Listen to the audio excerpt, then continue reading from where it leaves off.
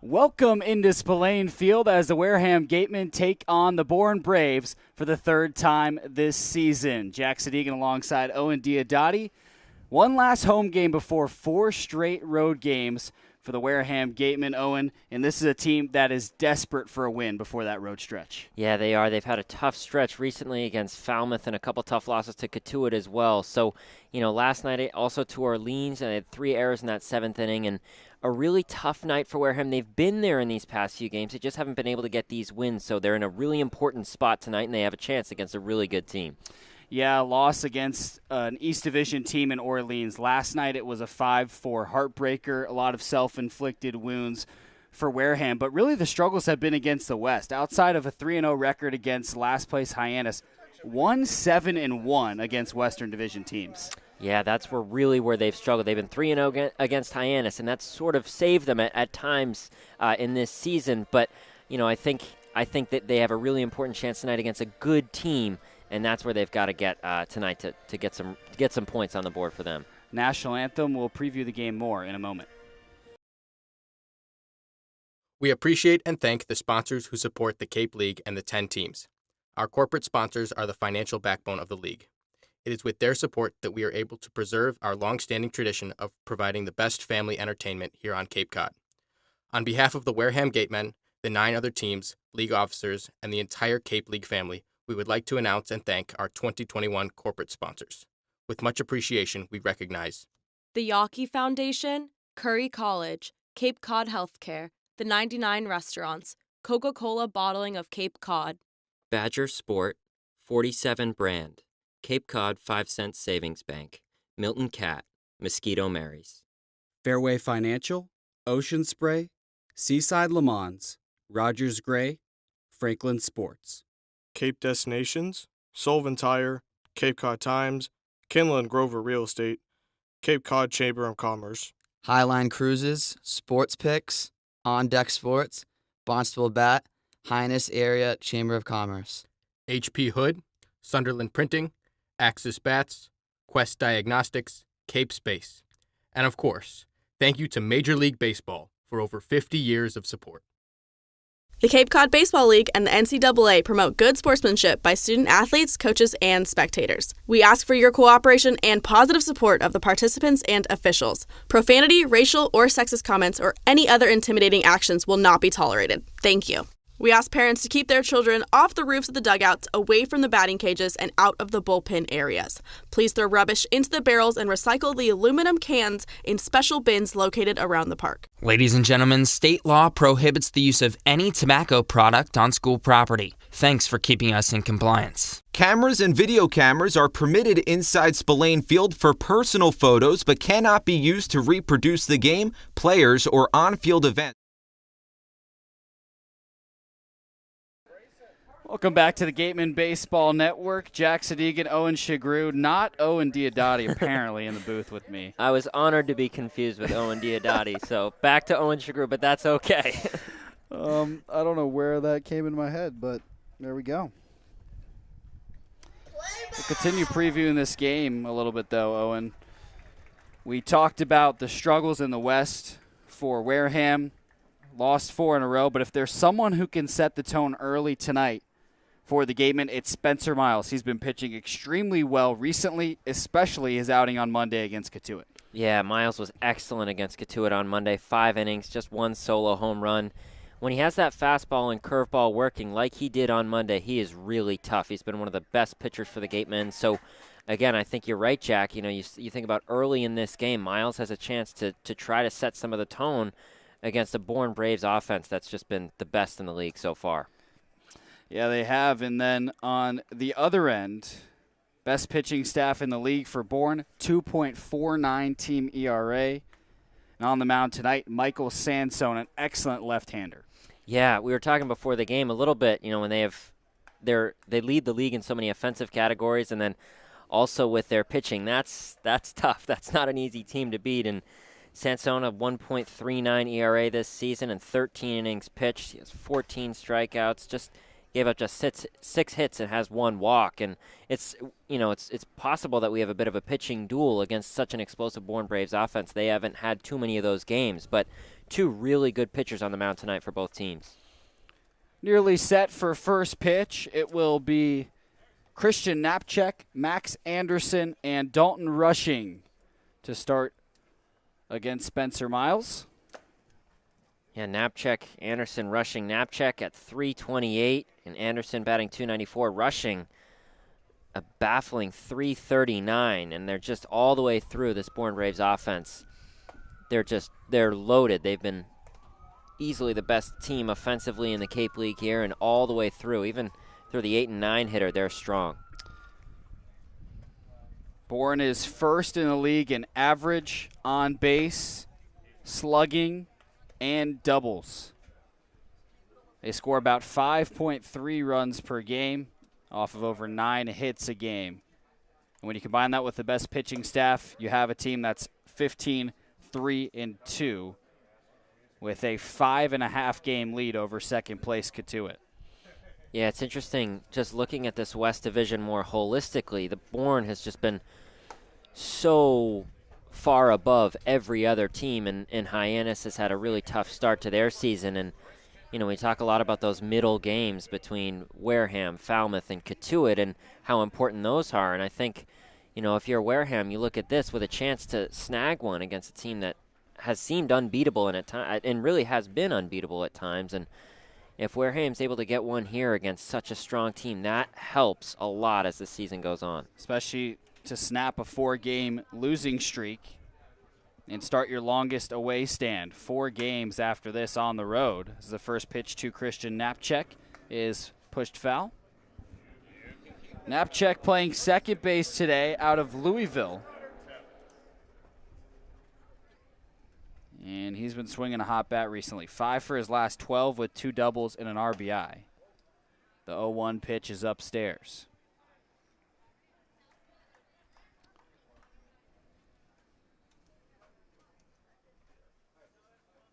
One. Fastball dots the inside corner for strike 2. Yeah, Knapczyk, no home runs on the season. Does have team leading 7 doubles and also 8 RBIs, so he's been very productive in this opening spot. That pitch misses inside. Now 2 balls and 2 strikes to Knapczyk. Those 7 doubles are tied for first in the league.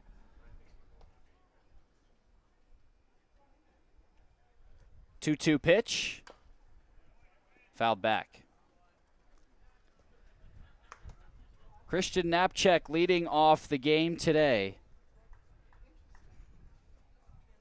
Bourne at 15-3-2. They've won 4 in a row. Wareham at 7-10-4. They have lost 4 games in a row. 2-2 pitch.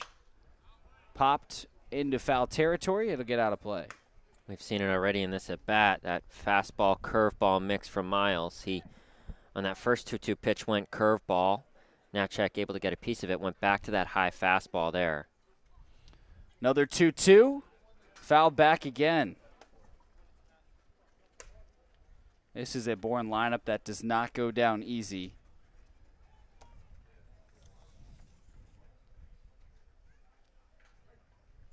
All their first 3 hitters are right around or over 300 hitters. As that pitch misses high and outside, it's now a full count to Knapczyk. The curveball there just stayed a little bit up in the zone. Got Knapczyk to swing on one earlier. That one just stayed a little high. Payoff pitch. Fouled straight back.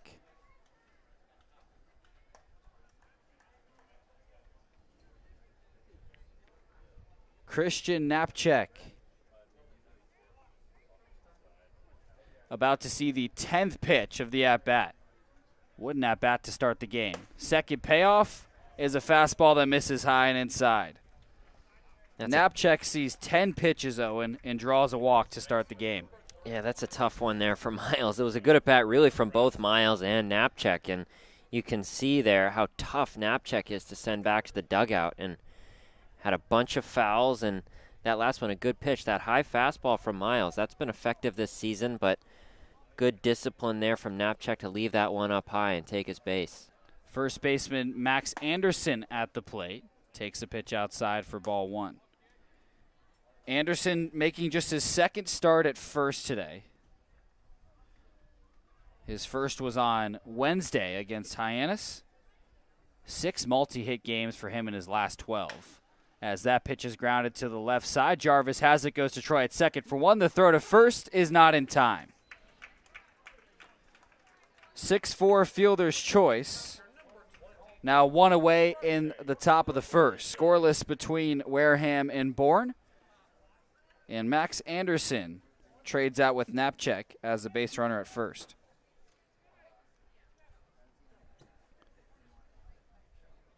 Dalton Rushing coming to the plate. Righty-lefty matchup.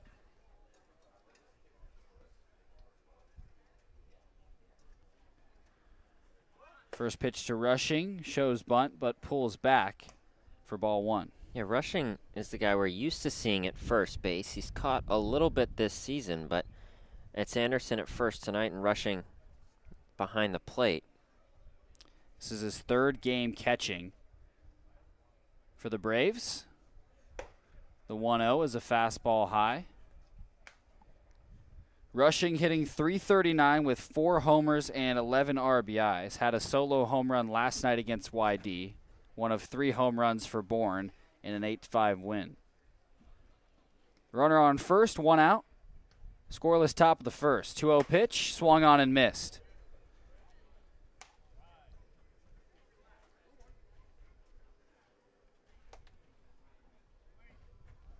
Rushing has been good against Wareham. 4 for 7 at the plate. 2-1. Swung on and missed again. There's that high fastball. He's gone for the past 2 pitches, and he's got rushing to chase both times. So Miles, again, with that curveball, that really gives him the freedom to go for that fastball up in the zone, and just a picture-perfect example, those last 2 pitches to Rushing. Slight breeze coming in from right field, a rarity here at Spillane. 2-2 is upstairs. Full count for Dalton Rushing with a runner on first and 1 out in a scoreless top of the first. Braves have won both games against Wareham in 2021, and the payoff pitch misses outside. Runners on first and second now. 1 away. Braylon Wimmer, the cleanup hitter, coming to the plate. Pretty similar at bat there for Rushing as it was to Knapczyk to lead things off. And again, I think if you're Miles, that's tough. He's got to stay confident here. He's pitching. His pitches have been very effective so far, and the batters for Bourne, they've just had the excellent discipline when they've needed to in counts, and they've left a couple up high on a full count, and that's been the result of 2 walks. But Miles, his stuff has been good, and he's just got to trust it. Miles has thrown 20 pitches already. First pitch to Wimmer is a fastball on the outer half for a strike. Wimmer DHing today out of South Carolina. 2 doubles and 3 RBIs in his last 2 games. He has 13 RBIs, which is tied for 8th in the Cape League. 0-1 pitch, fouled back.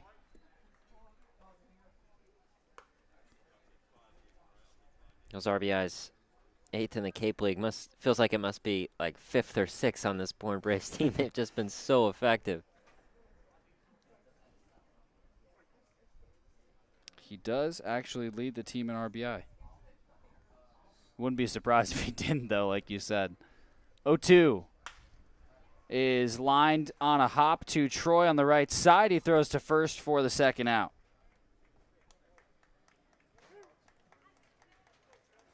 So 2 away now in the top of the first. 2 runners in scoring position for the Bourne Braves. Still scoreless. And Caden Wallace, the right fielder, coming to the plate. Wallace on a 7-game hit streak and a 10-game on-base streak. Hitting .327 with 2 homers and 12 RBIs. Miles a look at second, working from the belt. And the first pitch to Wallace misses outside. I think we've seen here in this inning just how hard it is to get these, especially the guys on the top of the order, certainly all the way through, but to get them out, and we just find ourselves 2 outs, runners on second and third.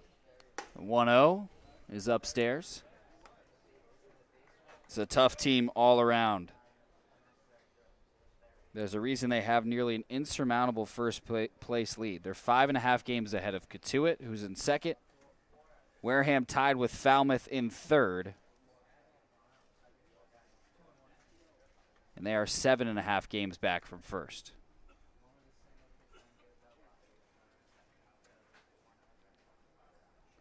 The 2-0 misses high. 3 balls and no strikes to Caden Wallace. There is a base open at first with runners on second and third. 2 away in a scoreless top of the first. Miles trying to work through a very difficult first frame. 3-0 pitch. Missed high. 4-pitch walk. Now the third walk of the inning, and the bases are loaded. Shaky start here from Miles.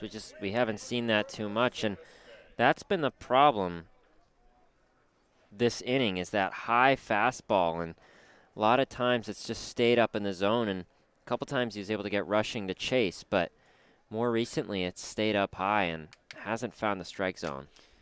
And we have a mound visit already in the top of the first. The bases are loaded with 2 outs. We're still scoreless, but Miles in trouble. He's issued 3 walks. He's going to have a conversation with George Carlejo.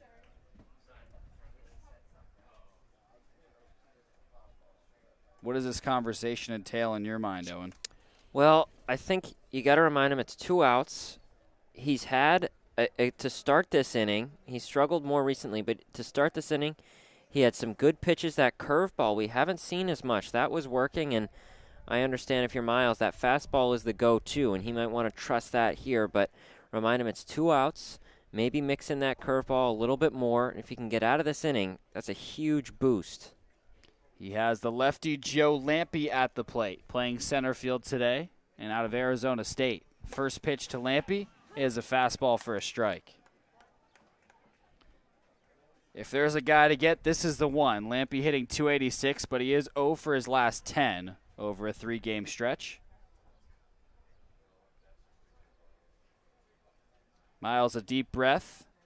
The 0-1, high and outside.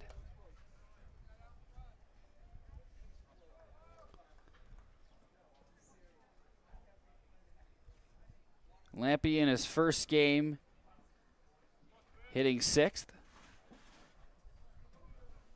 The 1-1 misses high. That high fastball again, Owen, that he struggled to get in the zone. Bases loaded with 2 away in the top of the first. We're scoreless. The 2-1 to Lampe. Lifted to center field. Fergus converging. And now it starts to tail into right center. Brannigan calls off Fergus and makes the catch. Bourne loads up the bases in the first, but leaves them stranded. Still scoreless as we head to the last of the first. The 99 Restaurant and Pub is proud to be a sponsor of the Cape Cod Baseball League. Visit your local 99 and try their famous colossal lobster rolls. Piled high on grilled brioche and served hot buttered or with just the right amount of mayo and celery with fries and coleslaw. The 99, always the real deal. Badger Sport is a leading provider of superior quality team uniforms and performance athletic wear, including performance t-shirts, fleeces, shorts, and pants. From the fields to the stands and at every practice along the way, Founders Sport Group makes authentic, quality apparel accessible at the speed of the sport. Visit foundersport.com today. Baseball Factory is a company specializing in player development and college placement of high school baseball players. We care about guiding players to a college that is the perfect fit. Give us a call at 877-752-6025 to get started today.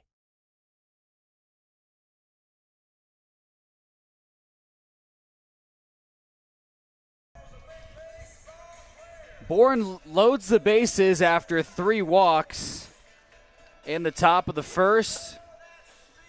But Spencer Miles gets out of it, forces a fly out to right field, and we're still scoreless as we head to the bottom of the first. Jack Sadighian, Owen Sughrue.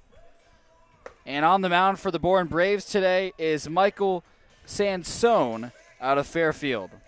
Sansone's been sensational so far. 1.39 ERA in 13 innings pitched. And just going back to last inning, George Carlejo, whatever he said something that worked for Miles. That was a great potential disaster in the first inning avoided. Got just what they wanted.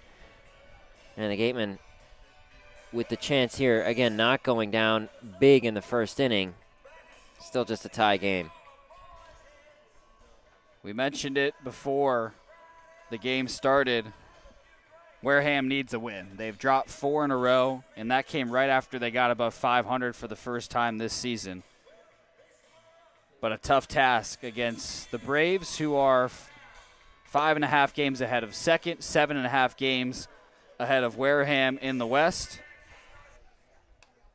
And they've won 4 in a row. It's Sean McLean, Jim Jarvis, and Tommy Troy for Wareham. 7 righties in the lineup today against the lefty Sansone. Most righties Wareham has had in the lineup in any game this season. McLean ready for Sansone's delivery. And the pitch is a fastball low. McLean was good last night in his first appearance for Wareham, 2 for 5 with an RBI. Coming from Team USA's collegiate national team. The 1-0 is in for a strike. And he was immediately inserted into the leadoff spot last night. Shows you the confidence Don Sneddon has in his ability.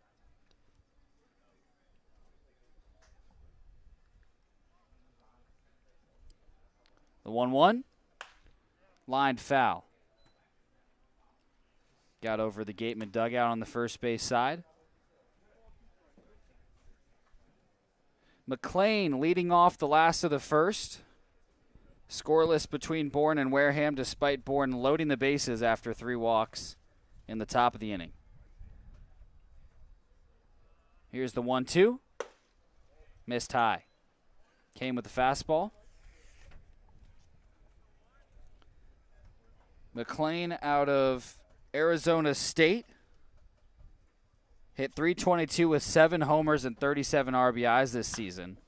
As that pitch is popped up into foul territory on the right side. The first baseman, Max Anderson, is over and makes the catch. Had to travel down into foul territory in front of Wareham's dugout. 1 away, nobody on for Jim Jarvis. Scoreless in the bottom of the first. Seen Jarvis in the 9 spot a few games recently and back in the top part of the order tonight. He had 4 straight games in that 9 spot.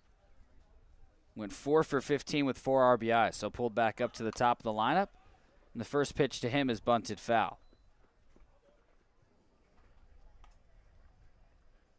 Hitting .233, no homers and 9 RBIs. He has 4 doubles.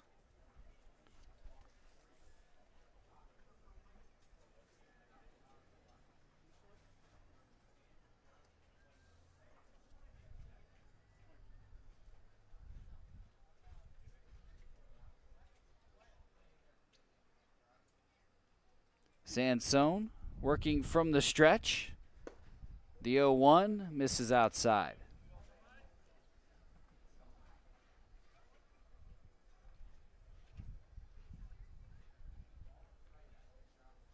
Sansone only has a fastball at about 86 miles per hour.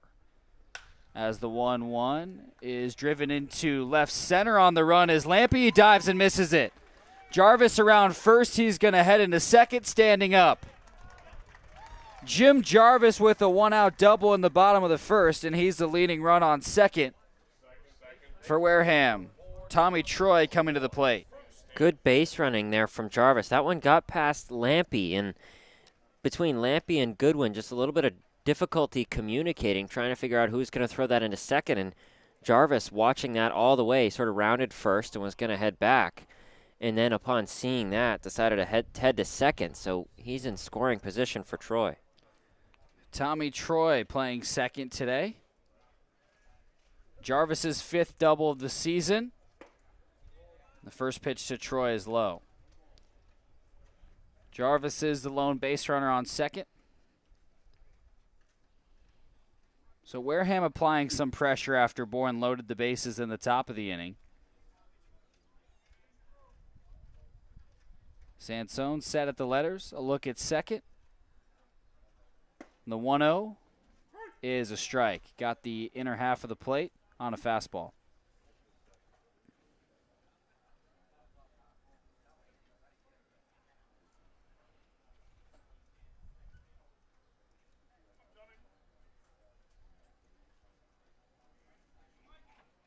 Lights are on at Spillane.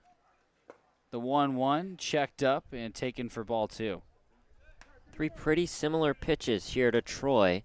That second pitch really tough for right-handed hitters on that low inside part of the zone, and that's where Sansone has gone all 3, and 2 have missed for balls. Troy hitting .275 with a home run and 6 RBIs. He has 3 doubles. Help Wareham to, or 3 triples, excuse me. Help Wareham to 5 triples on the season. That leads the league. Throw down a second, and the throw gets away. Rolling in the dirt between first and second. Jarvis heads for third. He's there safely. It looked like Jarvis might have been in trouble trying to get back in second. Instead, he has third with 1 out.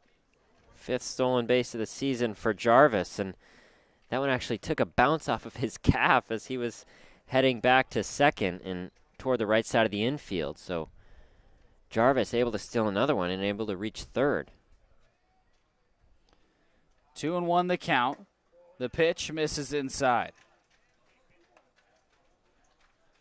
Jarvis on third with 1 away in the last of the first. Wareham trying to break a scoreless tie.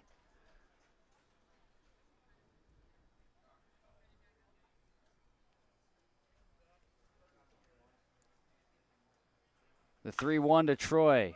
Skied into the air. Foul territory right side. It stays in play for the first baseman, Max Anderson. That's a big second out. Jarvis stays put at third.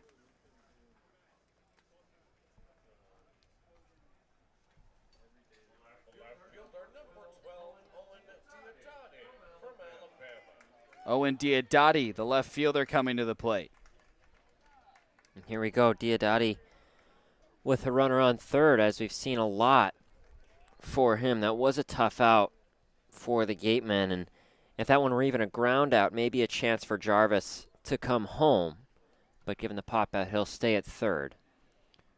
First pitch to Diodati, misses outside. Diodati's hit 2 home runs and a double in his last 3 games. Tied for first in the league with 6 homers and second in the league with 17 RBIs. He has Jarvis on third. That's the leading run with 2 outs in the bottom of the first. Here's the 1-0 pitch. It's fouled off. High fly ball over the right side.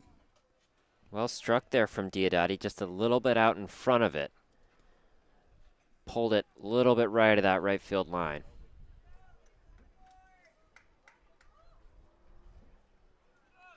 Being played straight up defensively by Bourne.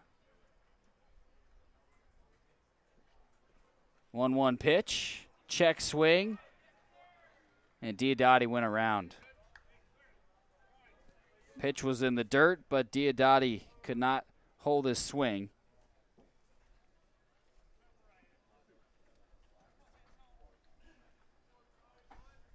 A ball and 2 strikes to Wareham's left fielder out of Alabama.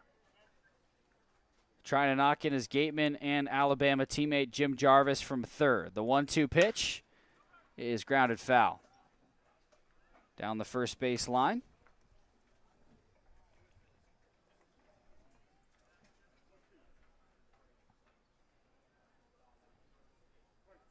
Second 1-2 pitch coming for Diodati. He's set. Lefty-lefty matchup against Sansone.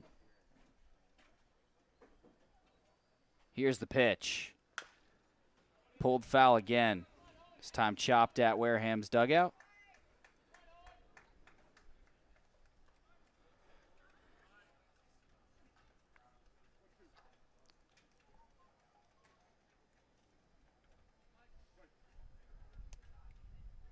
Diodati ready for a third 1-2 pitch.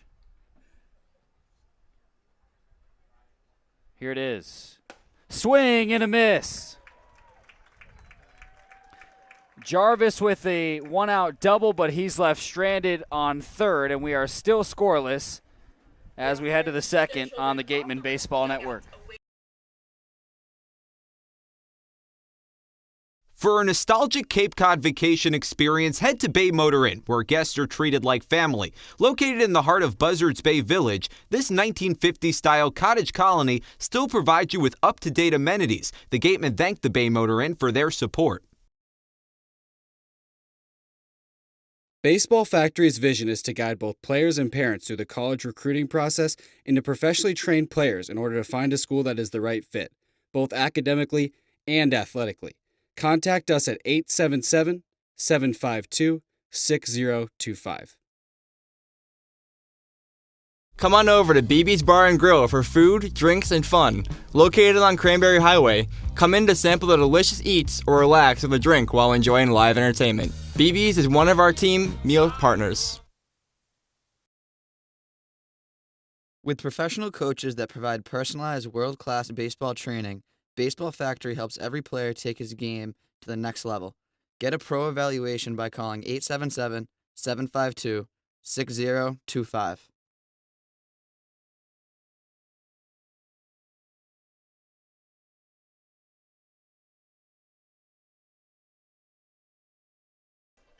Scoreless as we head to the top of the second. Jack Sadighian, Owen Sughrue.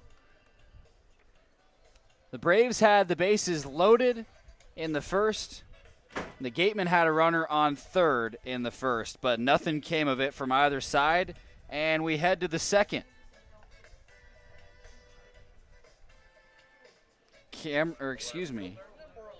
Nick Goodwin, Tanner Schobel, and Zach Agnos, the 7, 8, 9 hitters, due up for Bourne. Miles issued 3 walks in the first, hoping for a less bumpy ride in the second.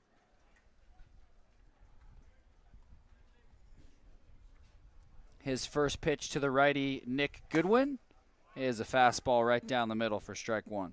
Sure was a bumpy ride that last inning for Miles. Able to avoid it, which might give him some confidence as this game goes on. He's got no break here in the second. That pitch is in the dirt. Now a ball and a strike to Goodwin. His first game in left field today. Out of Kansas State, where he's normally a middle infielder. As that pitch is fouled over the right side to make it 1-2. Goodwin hitting .286 with a home run and 5 RBIs on the season.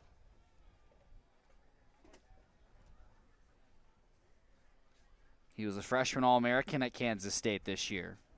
As the 1-2 is grounded to the left side, backhanded by the shortstop Jarvis, and his throw to first gets Goodwin. One away, nobody on in the top of the second. Tanner Schobel heading to the plate. Playing shortstop today and out of Virginia Tech. Still scoreless between the Braves and Gatemen.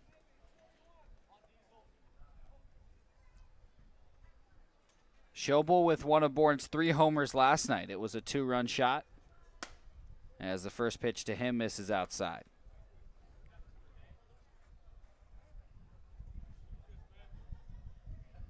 Still a slight breeze coming in from right at Spillane. The 1-0 hammered to left center field. Fergus coming on and ranging to his right makes the catch. Had a good beat on it and makes a nice play from center field. 2 away now. Still nobody on, and the 9-hitter Zach Agnos coming to the plate. Agnos, just like his fellow 7-8 hitters Goodwin and Schobel, all of them have at least 1 home run. So this entire Braves lineup just has power all the way throughout. And the first pitch to Agnos is a fastball high and outside. Agnos playing third base today out of Eastern Carolina. The 1-0 pitch is a fastball for a strike on the outer half. He is hitting 184. The next lowest average in the lineup today is 274. As that one's popped into right center field. Brannigan coming forward. He calls off the center fielder, Cade Fergus, makes the catch. A ground out and 2 flyouts, a 1-2-3 inning for Spencer Miles. Nice bounce back after the first, but we're still scoreless after 1.5.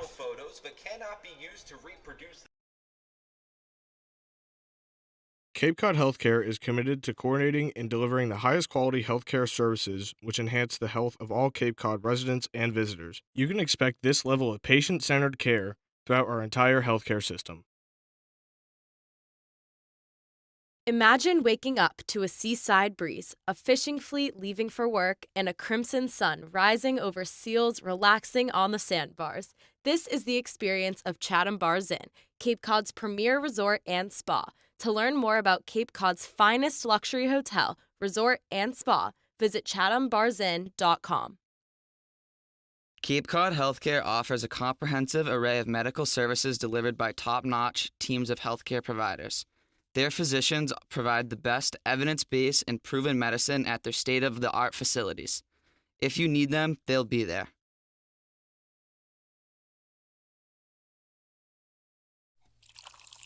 Cape Cod Coca-Cola thanks you for supporting the Cape Cod Baseball League. Cape Cod Coca-Cola has been proudly refreshing the community for over 30 years, and we're honored to support the Cape Cod Baseball League and many other wonderful organizations on the Cape.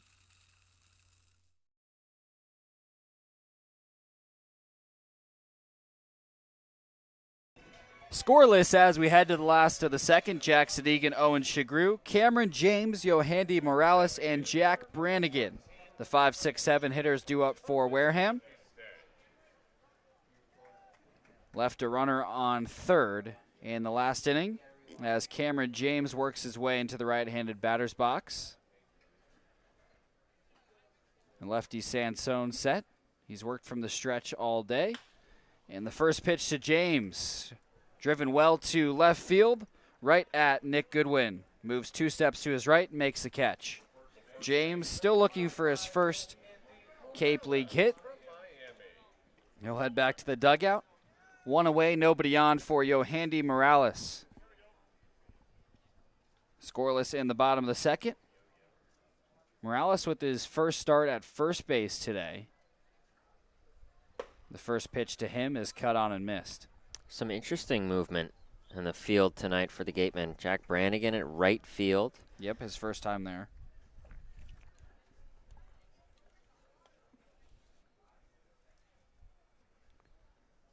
The 0-1 is high and outside.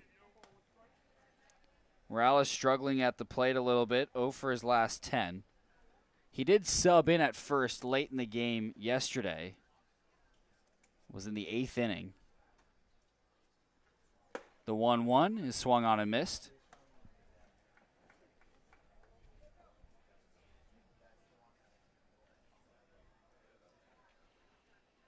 Morales with a big season at Miami this spring. The 1-2 is low and outside. Yeah, Morales struggled this season, batting 152 offensively, and struggled a little bit more as of late. But again, that good season at Miami certainly can be good at the plate for sure. That pitch slapped to the left side, backhanded by the shortstop Schobel. His throw to first is in time. 2 away, nobody on. Jack Brannigan coming to the plate. We're scoreless in the bottom of the second between Wareham and Bourne. Brannigan, one of the hotter bats in Wareham's lineup. A lineup that struggled over the 4-game losing streak. 9 runs in the 4 games. As the first pitch to Brannigan is a changeup for a strike. Brannigan on a 4-game hit streak. Started on the 11th against Hyannis in a game where he went 3 for 4, and his batting average has shot up, now 262. It was around 180 before the 4-game hit streak. That pitch swung on and missed. Breaking ball in the dirt, and quickly Brannigan behind 0-2. Nice curveball there from Sansone. Brannigan out in front of it. He really has been gaining a lot of momentum offensively. Seen him even at the 2 spot. And back in the 7 tonight. He's been in the 2 spot for 2 games. The 0-2 is another breaking ball in the dirt. This time Brannigan lays off. 2 outs, nobody on for Jack Brannigan. Had a big season for Notre Dame. Played well in the postseason. The 1-2 pitch is low. In the Supers against Mississippi State, he was 4 for 12 with a home run and 3 RBIs. He came to Notre Dame, tore it up immediately. 2021 freshman All-American, Notre Dame's first since 2016. Here's the 2-2. Missed low and inside. Good takes here from Brannigan, down 0-2 early, and good discipline. He's had a lot of pitches down below the zone and able to hold off on all 3. Worked his way to a full count. Sansone set at the letters. Here's the payoff pitch. It's in the dirt. Brannigan with a 2-out walk. So Wareham gets the leading run aboard. And Anthony Frechette will come to the plate. His 4th game catching today. He's 2 for 11 on the Cape League season. Frechette has spent 3 years as the main starting catcher for George Washington.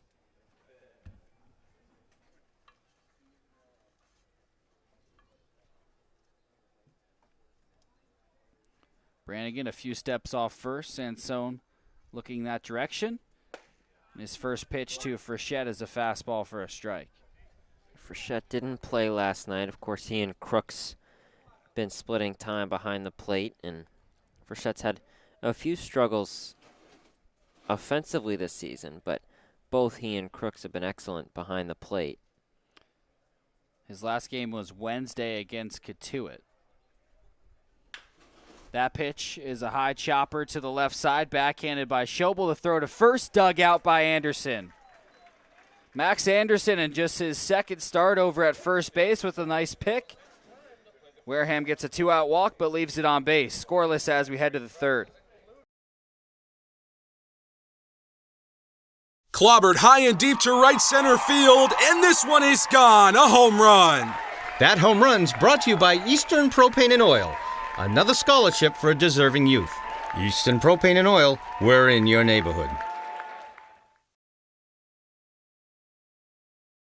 Curry College is where you go to become anything you want. Curry prepares students to engage in successful careers with learning beyond the classroom. Explore undergraduate programs, including new majors in sport and recreational management, graphic design, marketing, and computer science, online at www.currycollege.edu. Whether you are recently retired or still working, Fairway Financial can help you create clearly defined retirement income strategies to help protect your wealth, create guaranteed income for life, and provide a legacy for your family. We are committed to earning your trust by thoroughly understanding your goals and dreams and helping you gain greater financial confidence. To learn more, visit Fairway Financial in South Yarmouth or go to fairwayfinancial.net.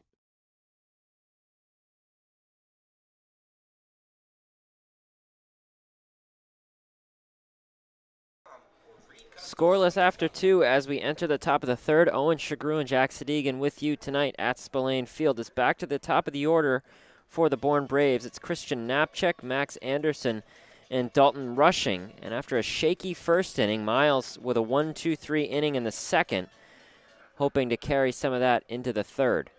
Well, Owen, we mentioned just how good this Bourne Braves lineup is, 1 through 9. But the top part especially difficult. Disciplined hitting in the first inning. They made Miles throw over 30 pitches in the first. Drew 3 walks, but luckily he was able to get out of the bases loaded jam. And you mentioned, Jack, very few swings even from the 1, 2, 3 hitters, and Caden Wallace also drew a walk. So those guys, we know they have so much power, but also so disciplined at the plate, really patient and waiting for the pitch that they want, and they'll lay off if they don't like it. First pitch to Knapczyk. He lines that into left field for a base hit to lead things off. He reaches for the second time tonight, and he's aboard. It brings up Max Anderson. Well, not many swings from the top of the lineup in the first. Knapczyk taking no time to swing his second time up. Shoots one the other way. Now the second time he's been a leadoff base runner for Bourne. It's Max Anderson, the first baseman out of Nebraska, up for Bourne. He pops one up, way up high into shallow right. Brannigan charging forward. He'll call off Tommy Troy for out number 1. So Anderson pops out to Brannigan. Knapczyk still on first, 1 away for Dalton Rushing. Good communication by Brannigan. He screamed loud enough that we could hear it over here in the booth. He Called sure off did. Tommy Troy, and that's the outfielder's ball if they want it. Brannigan in his first game in right field. Sometimes things like communication can go haywire when you haven't been out in the outfield a lot, but he does a great job with that play. Looking awfully comfortable in right field. First pitch to Rushing. That's the curveball in for strike 1. Rushing drew a walk in the first inning.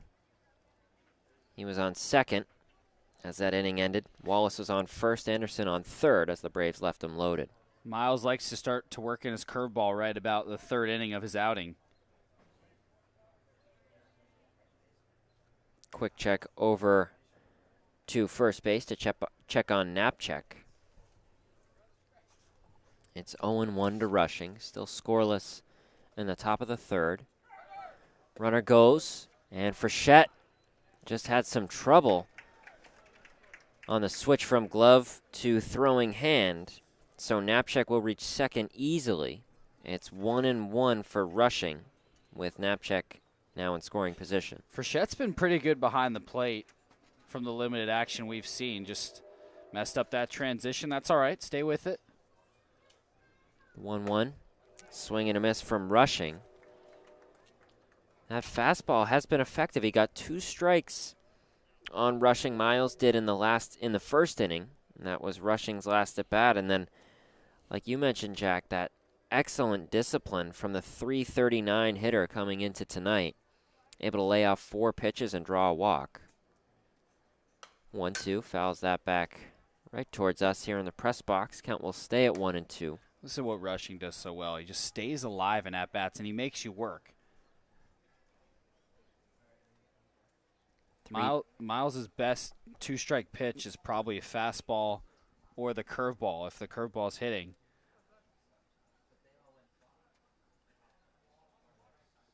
1-2 to Rushing.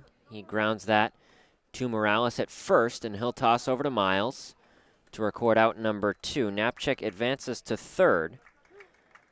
So with 2 outs, Knapczyk on third. It's Braylon Wimmer batting cleanup. He's at DH tonight. Nice job forcing Rushing to roll over. It's a big out. Wimmer not easy either. Mentioned his first time up that he has 2 doubles and 3 RBIs in his last 2 games. His situational hitting is excellent. And that's why they put him in the cleanup spot despite him hitting just .274. First pitch, Wimmer fouls off between the backstop and the Gatemen dugout. Wimmer with those team-leading 13 RBI, not 6th or 7th as I had guessed before. So it's 0-1 to the DH out of South Carolina.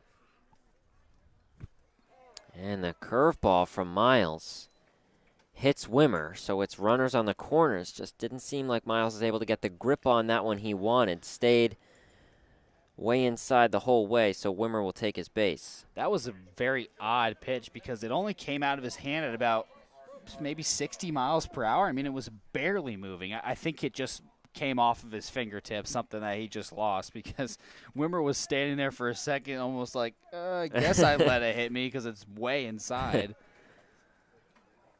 There was really no way for him to get out of the way, but it took a while to get over to him.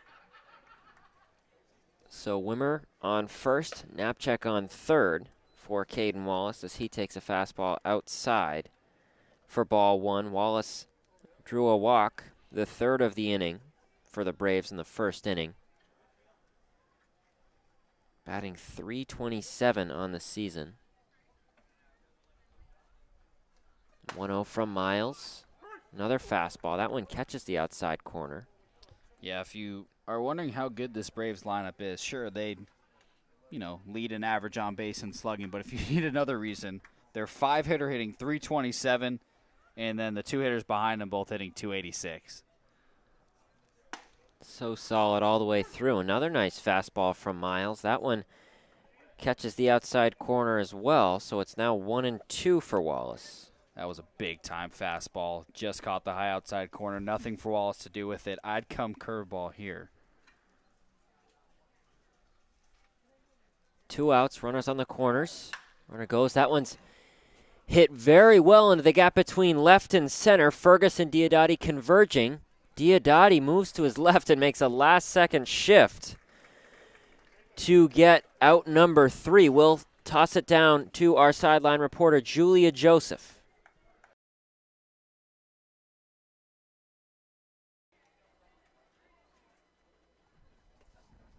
Miss Cole, Tuesday night your childhood dream became a reality when you got the call from the Chicago White Sox that you had been selected to sign a free agency deal. How do you describe that moment? I think it was a breath of fresh air. It was kind of a great opportunity that I had been looking for my whole life, and my dream came true that night. How has the Cape Cod Baseball League prepared you for your future in baseball at the next level? I think the level of competition here is unlike anywhere that I've ever played, and I think just being able to face these hitters and show what I have and show these guys that I'm able to pitch at the next level was a great opportunity. On Monday, you'll be packing up and moving down to Birmingham. What are you hoping to show them down in Alabama?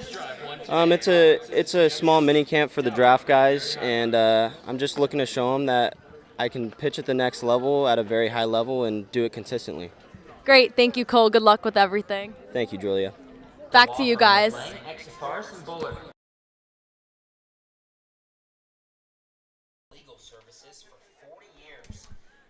Welcome back to Spillane Field. We enter the bottom of the third. It's Cade Fergus leading things off for Wareham. It's Fergus, McLean, and Jarvis.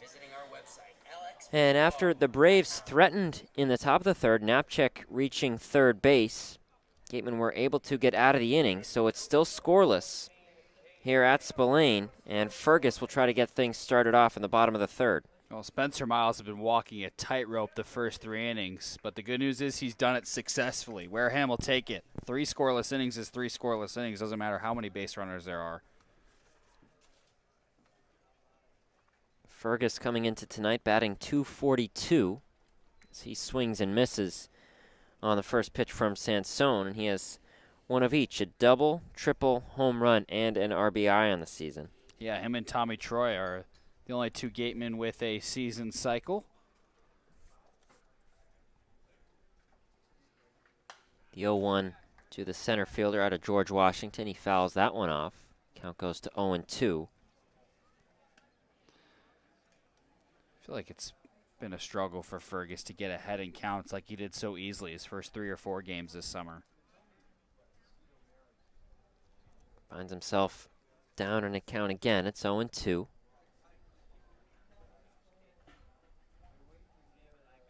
Fergus again in center tonight. It's Diodati in left and Brannigan in right. Bit of a different lineup than we've seen. The 0-2 from Sansone misses way up high.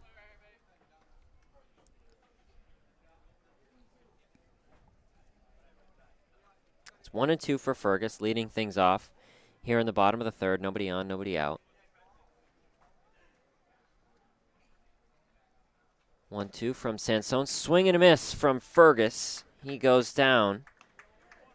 We head back to the top of the order, Sean McLean. Well, Sansone's off speed is so good when he comes with a fastball, he could still blow it by you. He only throws the fastball about 85 to 87 miles per hour, but Fergus was late on it. I think expecting something else. Nice strikeout for Sansone. Back to the top of the order with McLean. Second strikeout of the night for Sansone.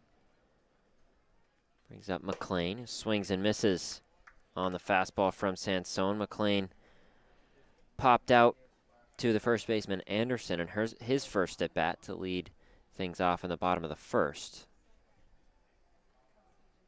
That's Owen, 1 to the third baseman out of Arizona State. That one misses high and outside.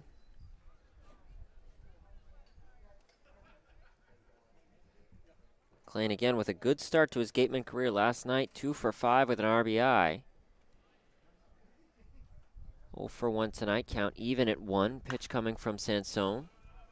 And he fouls that one up over the right field bleachers. Count goes to 1-2. McLean, pretty decent at Team USA. He hit .242 in 11 games for the USA Stripes team. It was inter-squad scrimmages for the collegiate national team this summer between two teams, the Stars and the Stripes. Fouls off the 1-2. But he's a stellar defender. He could play anywhere. I mean, outfield, middle infield, probably the corners as well. I know he knows how to play third. Not sure about first. And a pretty disciplined bat as well at the plate. He's at third tonight, played infield and outfield for the Sun Devils as he fouls another 1-2 pitch off over the right shoulder of Rushing. Count remains at 1-2 with 1 out in the bottom of the third. Nobody on for Wareham. And I like a guy like McLean in the leadoff spot because he has good contact hitting, but he can also hit for power too. And 1-2, that's called strike 3. A late call from home plate umpire Ronaldo Cochran. Rushing was ready much before Cochran was to fire that to Agnos at third base, but after all that, it is a strike 3 called, so 2 strikeouts for Sansone to lead things off in the bottom of the third. That brings up Jim Jarvis. McLean very slow to leave the box, showing his disagreement with the call. He certainly didn't like it. And the lefty Jarvis steps in. He takes the first pitch. It's another breaking ball in there for strike 1. Jarvis doubled in the first inning, was able to reach third, but didn't score. Now there's a dugout warning for Wareham. Some groans from the Gatemen players. They let him know about that strike 3 pitch to McLean, and I don't think the home plate umpire Cochran appreciated. Jarvis grounds this one to the right side of the infield. First baseman Anderson tosses to Sansone for out number 3. So we're scoreless after 3 here at Spillane Field. When we come back, we enter the top of the 4th on the Gatemen Baseball Network.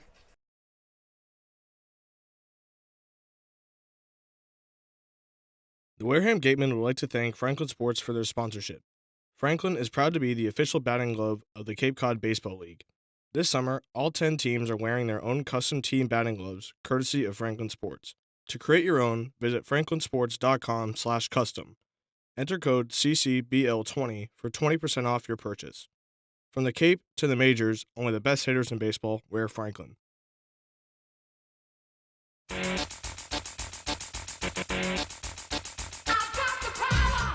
Feel the power of a GMC. Test drive one today at Robertson's GMC, down on Cranberry Highway.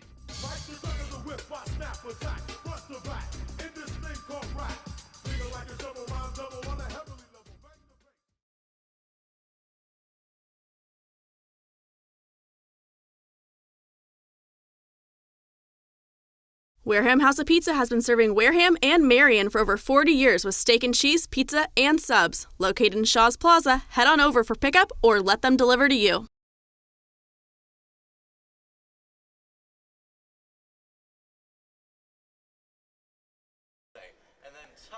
Scoreless after 3 at Spillane Field. Owen, Sughrue, and Jack Sadighian.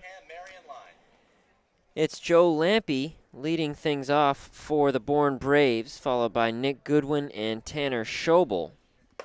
Both teams have had their chances. Neither has been able to convert. Gatemen won 1-2-3 in the last inning. Jarvis was on third in the first. Yeah, Bourne's now left 5 runners on, left the base loaded in the first, and runners on the corners in the third. Miles walking that line, but he's staying on the right side of it. I remember my brother saying at one point, is there really another stat for a pitcher that matters besides ERA? And I think the answer is yes, but I think in a lot of ways it's no, right? If you're not giving up runs, that's in a lot of ways what matters on the mound. Lampe takes a breaking ball for ball 1. He pops the second pitch up into shallow left field. Diodati charging in to make the catch. Jarvis had backed way up, almost into the middle of left field. But Diodati finishing things off. He called off Jarvis and made the catch for out number 1. I almost think Jarvis was messing with him because he just went all the way to the back half of left field to greet his Gateman teammate, also teammates at Alabama as well. So might be some joking around there. I think that's what it was. Teammates having a little fun. First pitch to Nick Goodwin, the left fielder. That's in there for strike 1. He grounded out to short to lead things off in the top of the second for the Braves. Pops this one way up high. Morales charging in from first. That one right toward the Gateman dugout and gets into foul territory. Count goes to 0-2.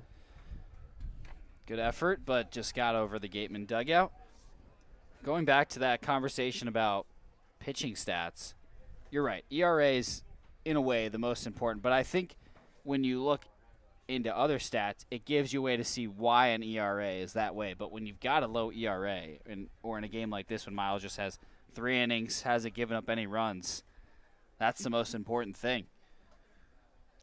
Absolutely, and interesting with the advanced stats, too. As the 0-2 just misses on the outside corner. Cochran might hear a little bit more from the Gateman dugout. They might have to be careful. 1-2, that one misses low and away. I thought the 0-2 was the pitch. A beautiful sweeping curve, and I thought it just caught the high outside corner. Obviously, Cochran has a better view than we do, so I'm sure it was the right call. And the 2-2, that's a swing and a miss from Goodwin. So strikeout for Miles for out number 2 in the top of the 4th. 2 away for Tanner Schobel. This is a pitcher in Spencer Miles that came into this game with 23 strikeouts in 13 innings pitched. That was his first strikeout tonight, Owen. Shows you how tough this Bourne lineup is. First pitch to Schobel. That's his fastball on the outside corner. Miles perhaps gaining some confidence here in the 4th. This has been an excellent inning for him so far. The 0-1, that one misses outside. Count even at 1 for the shortstop out of Virginia Tech. His pitch count's a little high, already 60 pitches, but if he could get through 4 or 5, that would be exactly where Wareham wants to be. Schobel takes the 1-1 up high. Count goes to 2-1. Schobel flied out to Cade Fergus in the second. Schobel and Agnos both with 2 well-struck balls that resulted in outs. He hits that one well, but foul over the right field line. Count will stay at 2-2.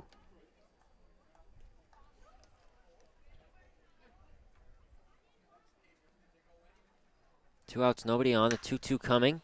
And that one's lined to Jarvis, who makes the catch for out number 3.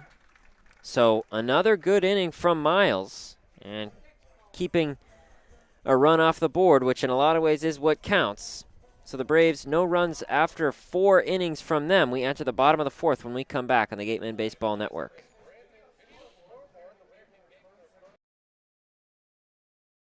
We appreciate and thank the sponsors who support the Cape League and the 10 teams. Our corporate sponsors are the financial backbone of the league.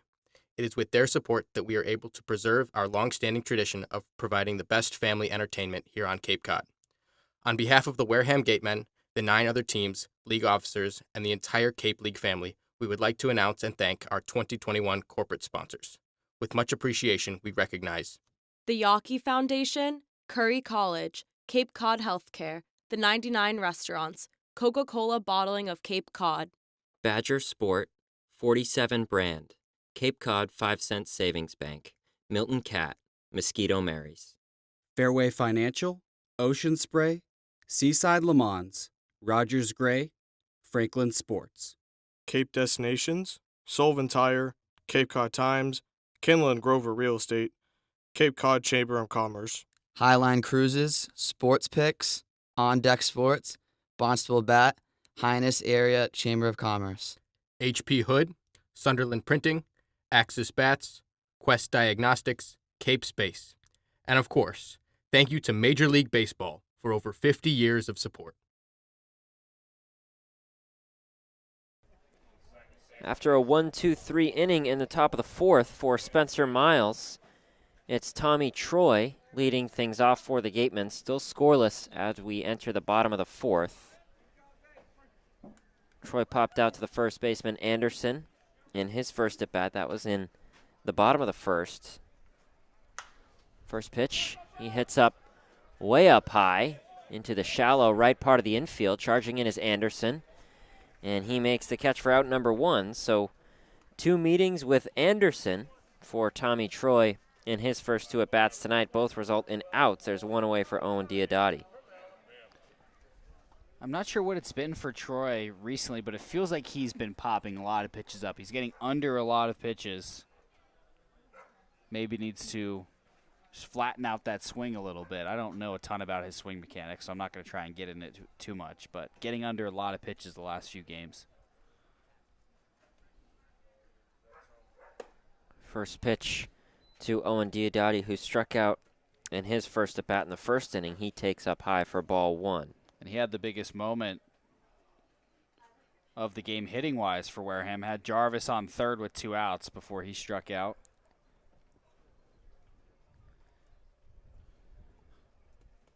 Yeah, Diodati has had some trouble sometimes with those strikeouts early in games. As he takes a fastball inside for ball 2. His bat's gotten hot again, though, after a little bit of a lull. 2 for 4 last night with a double and a home run. It's such a great start to the season, and he's had a good stretch in these past few games as he takes strike 1, catches the outside corner, brings the count to 2-1. And a very popular autograph candidate, too. Tons of kids wait to get his autograph specifically after games. Certainly understandable given the season he's had as he hits one into the middle of the infield, a catch from Tanner Schobel, the shortstop, for out number 2. So Diodati is 0 for 2 tonight. That brings up Cameron James. In his last at-bat, he hit one well, but right in the direction of the left fielder, Nick Goodwin. So he's 0 for 1, still looking for his first Cape League hit. Yeah, he laced it out there to left. He's hit a couple of balls hard. Still looking for that first hit. First pitch hits up high toward foul territory on the right field line, and able to make the catch in fair territory is the second baseman Christian Knapczyk. So it's another 1-2-3 inning for Sansone on the mound for the Braves. Still scoreless after 4 on the Gatemen Baseball Network.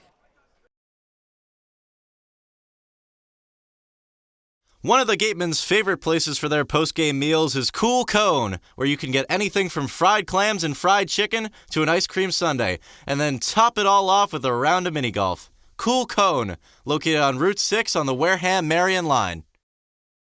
The law firm of Lang, Exafaris & Bullard, providing families and businesses in the greater New Bedford community with legal services for 40 years. We look forward to serving you. For an appointment, call 508-992-1270. We invite you to learn more about the law firm of Lang, Exafarce, and Bullard by visiting our website, lxblaw.com. Legacy Insurance Agency at 213 Main Street here in Wareham can offer you coverage for all your insurance needs. We have the bundle discounts, the accident forgiveness, the vanishing deductible, no loss, etc. But unlike those gimmick companies, we can quote you with multiple carriers. So forget the lizard and price tool and come talk to a professional. We'll help you find what's right for you. The AD Makepeace Company also owns and operates Reed Custom Soils, the area's leading manufacturer of custom soils, including CU structural soil and Rooflight certified green roof media. Reed Custom Soils is also a manufacturer and distributor of baseball infield mix and conditioners. To learn more, visit admakepeace.com or reedcustomsoils.com.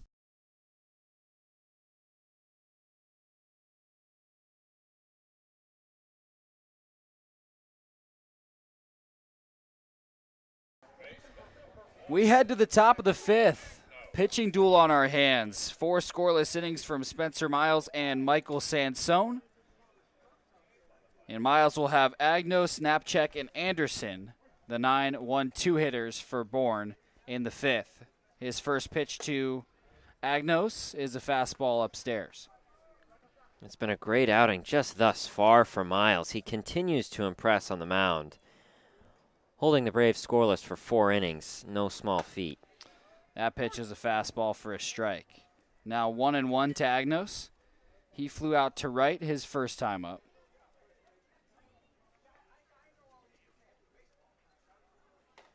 The 1-1 is fouled straight back.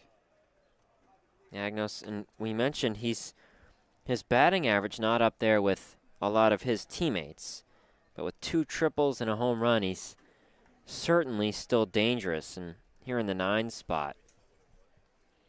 1-2 pitch, well outside, gets to the backstop. Agnos leading off the fifth for the Braves. They've won 4 in a row against a Wareham team that has lost 4 in a row. Wareham really needs a win before 4 straight road games. 2-2, fouled off. That got a piece of Agnes's leg.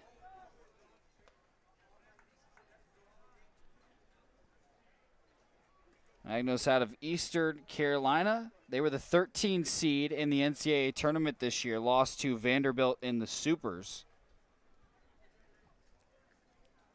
As that pitch is lifted into foul territory on the right side, Morales, a first baseman, racing over, makes the catch on the run. Nice catch there from Morales. Really made that one look pretty easy, pretty casual with that one. And just able to track it the whole way. It was a nice curveball, too, from Miles. 1 away, nobody on for Christian Knapczyk. We're scoreless in the top of the fifth. Knapczyk drew a walk in the first to start the game and then led off the third with a base hit. First pitch to him is a fastball upstairs.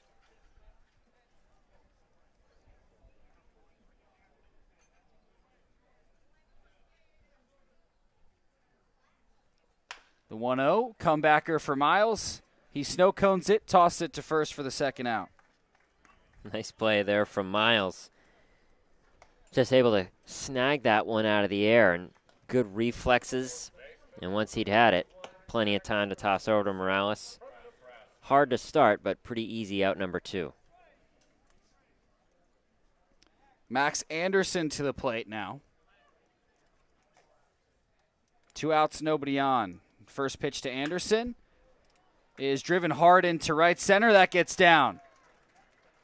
Chased by Brannigan. He's struggling to get it at the wall, but now gets it in. Anderson to second, standing up.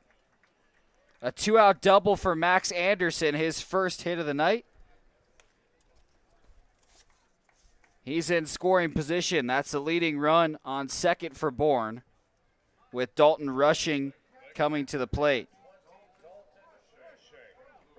Yeah, nice there from Anderson, just right into the gap between Brannigan and Fergus. And with anybody on scoring position, every single batter in this Braves lineup has potential to do damage. was the 4th double of the season for Max Anderson. It looked like there was an interesting throw over to Morales at first base to make sure that Anderson did indeed touch first.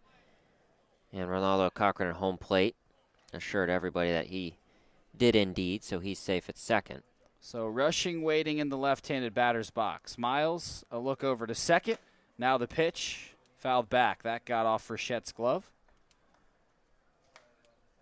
Rushing drew a walk in the first and then grounded out to the right side in the third.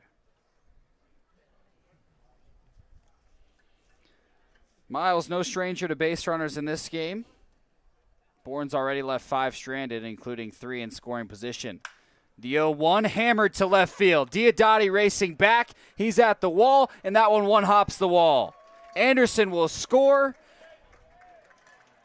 And with back-to-back doubles, the Bourne Braves lead 1-0. Great opposite field double there from Rushing, and Miles with 2 good at-bats to start things off, able to retire Agnos and Knapczyk, and then you just have so little, you have such a small margin for error if you're a pitcher going against the Bourne Braves, and Rushing makes Miles and the Gatemen pay with a great opposite field double over the head of Diodati in left. George Carlejo heading to the mound. Bourne finally breaking the scoreless tie in the 5th. Braylon Wimmer, the DH and cleanup hitter, is due up.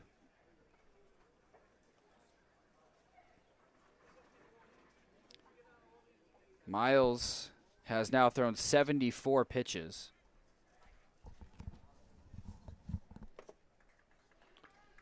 And it's going to be a call to the pen. Runner on second for Bourne with 2 outs in the top of the 5th. They lead 1-0. We'll step aside on the Gatemen Baseball Network. Legacy Insurance Agency at 213 Main Street here in Wareham can offer you coverage for all your insurance needs. We have the bundle discounts, the accident forgiveness, the vanishing deductible, no loss, etc. But unlike those gimmick companies, we can quote you with multiple carriers. So forget the lizard and price tool and come talk to a professional. We'll help you find what's right for you. The AD Makepeace Company also owns and operates Reed Custom Soils, the area's leading manufacturer of custom soils, including CU structural soil and Rooflight certified green roof media. Reed Custom Soils is also a manufacturer and distributor of baseball infield mix and conditioners. To learn more, visit admakepeace.com or reedcustomsoils.com. Serving southeastern Massachusetts and Rhode Island, Office Technology Group has been the area's source for advanced digital multifunctional copiers since 2009. Call Office Technology Group at 508-858-5825. What's up, Gatemen fans? Looking for Wareham jerseys, shirts, and hats? You can find all of that and more online at gatemen.org/shop. Visit to get all your Gatemen gear today.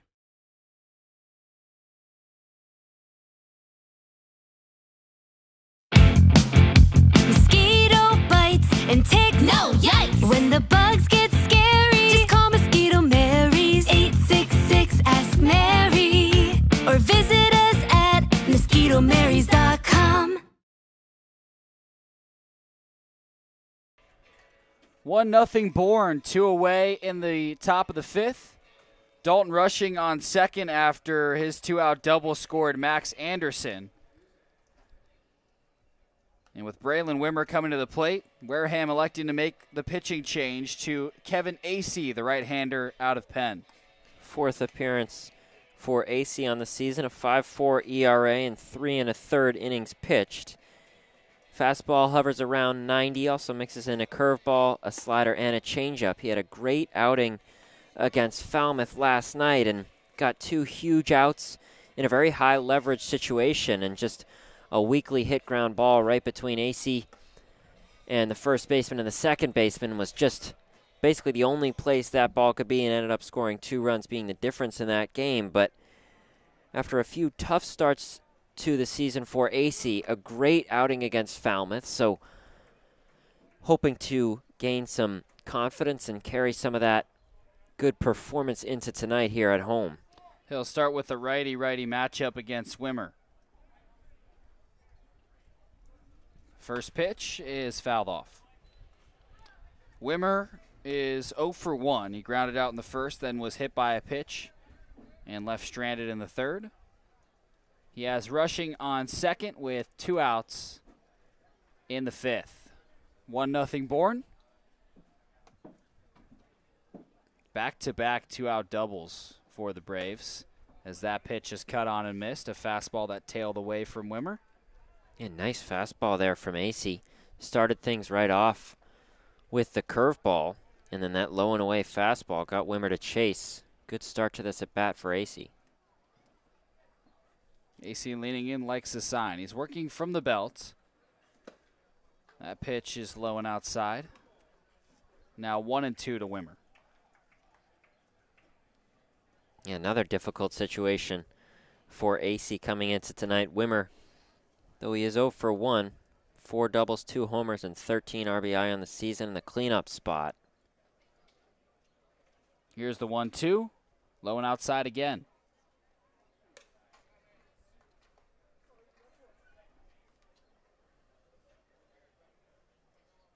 This is a Wareham team that has gotten consistent good pitching this year. 3.25 ERA. That's second behind the Braves in the Cape League. 2-2. Swing and a miss. AC got him with the breaking ball, and he leaves rushing on second. Bourne does get one, though, as we head to the last of the fifth on the Gatemen Baseball Network.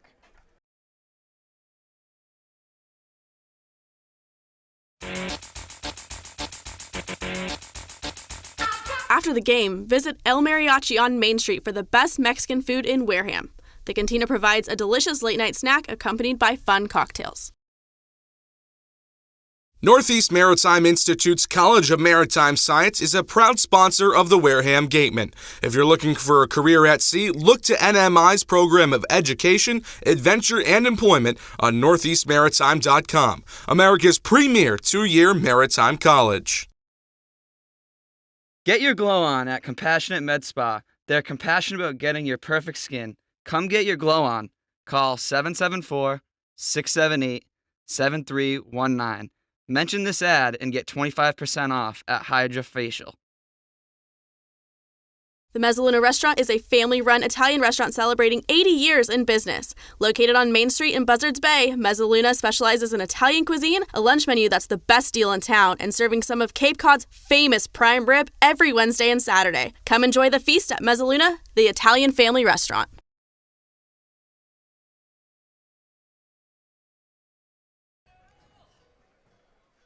One nothing Bourne. We head to the last of the fifth. Jack Sadighian, Owen Sughrue.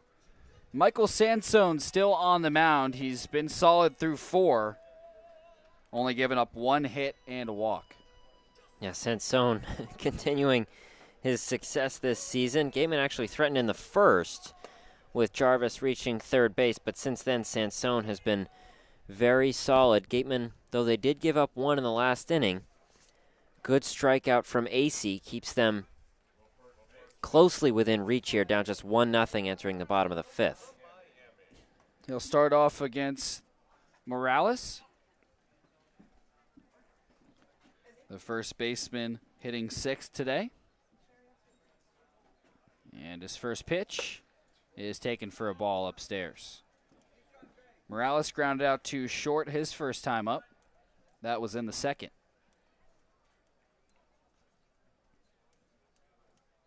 Here's the 1-0. Swung on and missed. Pulled the string on a changeup, or excuse me, a curveball. Yeah, pretty impressive there from Sansone. We talked about his velocity on that fastball, but still able to get hitters so out in front of that off-speed pitch. The 1-1 fouled back. This is a Gateman lineup that has sort of let down the pitching, especially on the 4-game losing streak. Only 8 runs over the 4 games. As the 1-2 misses high and outside. And we're talking about Hyannis a few games ago, losing 15-12, and they've struggled so much offensively and had a great night, but unfortunately for them, gave up 15 runs, and those things happen. It's been that way for the past 4 games, it feels like, for Wareham. 2-2, hammered to the gap in left field. That one is back, and it gets down to the wall now. Morales heading for third. The throw slides in safe. Throw gets away down the third base line and ends up in Sansone's glove. Thought for a moment that might have the juice to get out of the ballpark, but it was to the deepest part of the park in left center. Yeah, great hit there from Morales. Just what he needed offensively, and that wind blowing weakly tonight, but blowing in. We talked about how that's unusual. Usually that southwest wind blowing out in favor of hitters. But Morales there with a great piece between Goodwin at left and Lampy in center, and able to get all the way to third. He's there with nobody out in the last of the fifth. That's the tying run.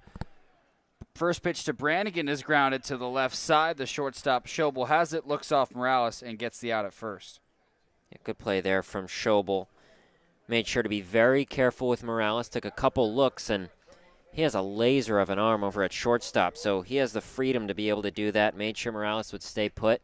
Fired over to Anderson for a pretty routine out. Infield playing up for Bourne. Tying run for Wareham on third base with Yohandy Morales. Led off the last of the fifth with a triple. Now Anthony Frechette to the plate. First pitch to him is taken inside for ball 1.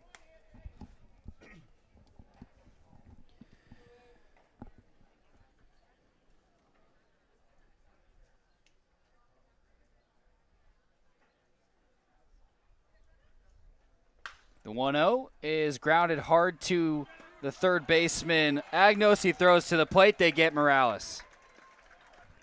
And Morales just jumped as soon as that ball was off the bat of Frechette, it seemed, and a heads-up play from Agnos. He, with no doubts, fired right over to Rushing at home, and they had Morales by a few steps. So a pretty easy play, a good play from Agnos at third, and a good tag from Rushing.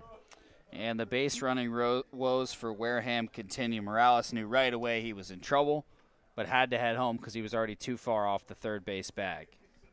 And now Cade Fergus comes to the plate. The first pitch to him, swung on and missed. It's tough to keep talking about Owen, but it's been a big part of the season so far for Wareham. Just frustrating some of the base running miscues. We saw a few last night and rearing their ugly head again here in the fifth against the Braves. Braves hanging on to a 1-run lead. Now Frechette, the lone base runner at first with 2 outs. The 0-1 to Fergus, cut on and missed. Fergus struggled in his first at bat. He struck out in the third and just doesn't seem to have his timing quite set here in his second at bat in the fifth. Down 0-2.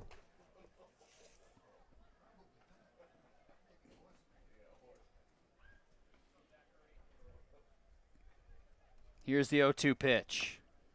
Check swing, foul.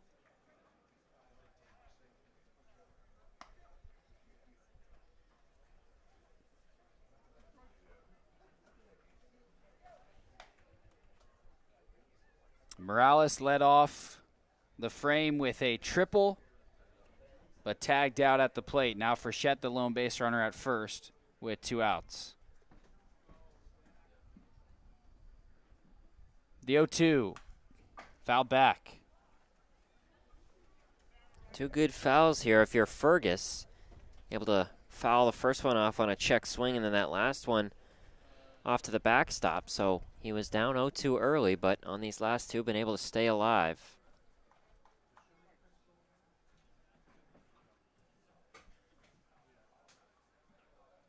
Fergus, couple spins of the bat, now settles it above his right shoulder. Sansone set at the letters. Third 0-2, fouled off yet again. Nice job by Fergus staying alive. And a good mix of pitches here from Sansone. He went with that breaking ball for a few pitches early, and he's gone back to that fastball. Fergus been able to foul those off.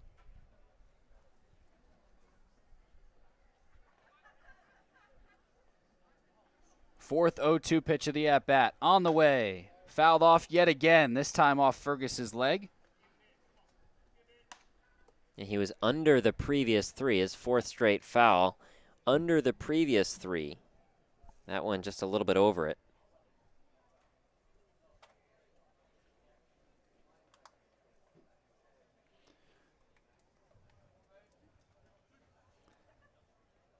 Well, Owen, disappointed to see Morales tagged out at the plate in this frame, but Fergus staying alive, working with 2 outs. Trying to keep the rally alive.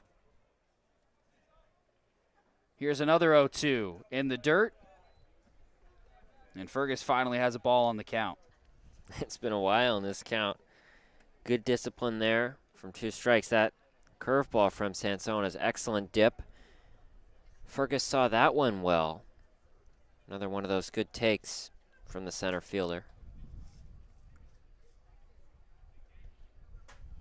Sansona look over at Frechette at first. The 1-2 pitch, fouled away. Back over the press box. Cade Fergus has now fouled off 5 of the last 6 pitches. And keeps his at bat going, has a 1-2 count.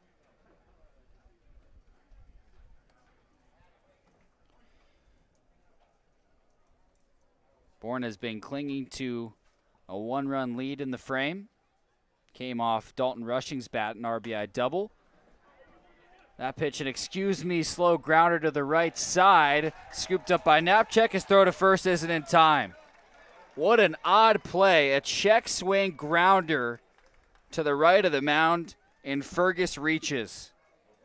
Yeah, second check swing from Fergus. Certainly didn't look too confident in his swing in that one, but we talked about a few games ago in AC's outing in Falmouth, a ball being hit just where it needed to be in a very similar situation for Fergus. Check swing didn't get much of anything on it, but second baseman Knapczyk had to sprint from shallow right field into try to field that one, and Fergus with his speed able to reach first. Back to the top of the lineup with Sean McLean. First pitch to him, skied up into shallow right. 3 Bourne Braves converging. Who wants it? It's the second baseman Knapczyk. Wareham with 2 hits, including a leadoff triple, but no runs. They leave 2 stranded in the 5th. 1-0 Braves, 6th inning in a moment on the Gatemen Baseball Network.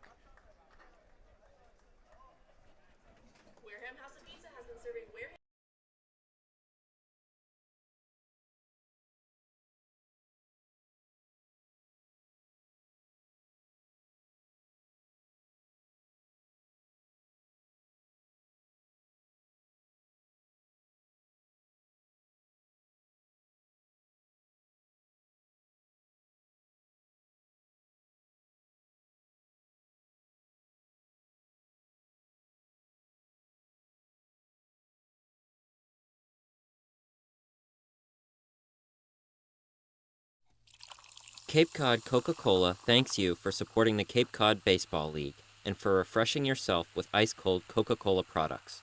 Please remember to recycle your empty bottles, cans, and all other recyclable materials. It takes only 6 recycled plastic bottles to make a new baseball cap.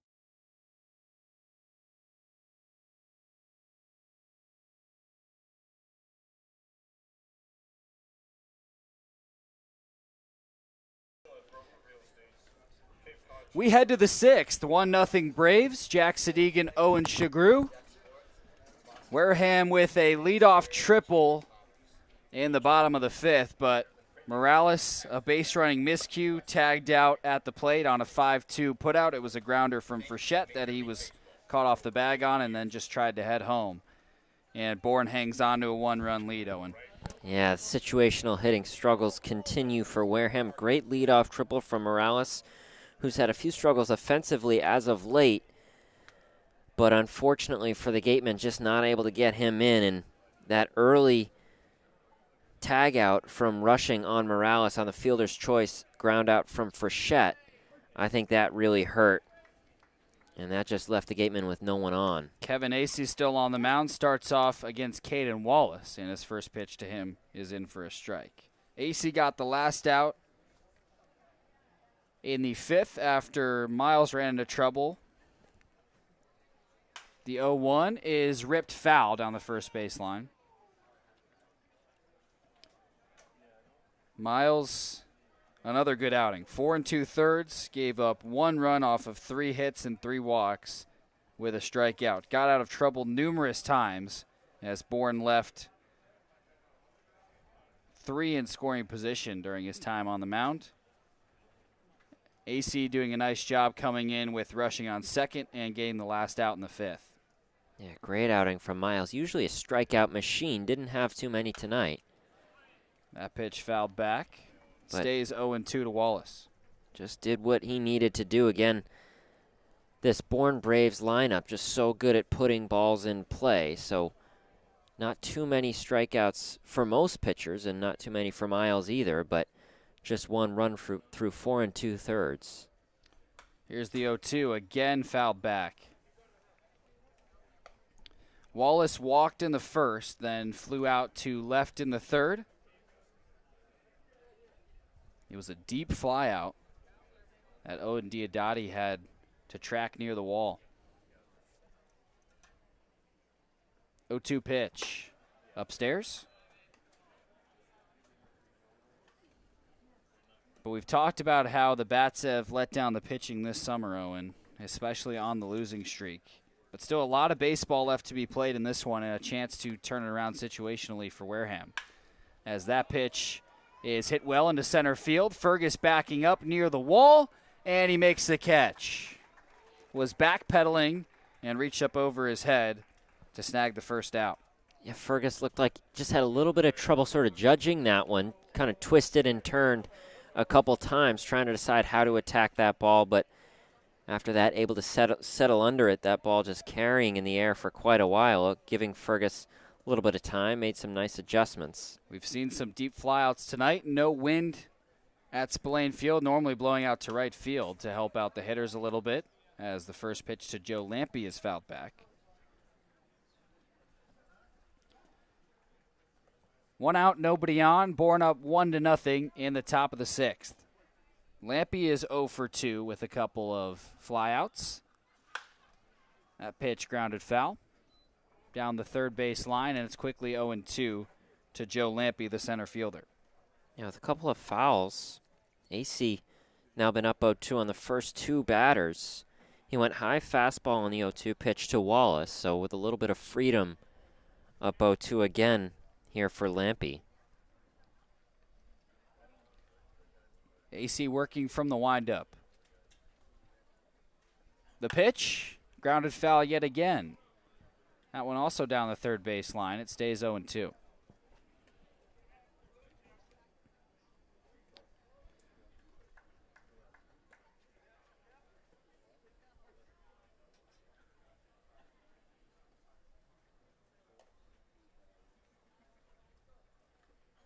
(0-2) is in the dirt. Lampy out of Arizona State. Started 54 games for the Sun Devils this past season. Was right around a 300 hitter and just under 400 on base percentage as that pitch misses high and outside to make it 2 balls and 2 strikes to Lampy. Another reunion for the Arizona State teammates. Again, Sean McLean lead off tonight for the Gatemen. Imagine might be another one of those teammate pictures after tonight's game. The 2-2, fastball inside. Full count for Lampy. He was behind 0-2. 1 out, nobody on in the top of the 6th. 1-0 Bourne. Payoff pitch. Called strike 3. Sat in a curveball at the knees. Nice breaking ball there from AC. Just had a little bit of trouble. He was up 0-2 early, and then it was just mostly good discipline from Lampy, and then back to the breaking ball, caught the low part of the zone. Nice strikeout for AC, getting Lampy looking. So 2 outs for Goodwin. The first pitch to the left fielder is low for ball 1.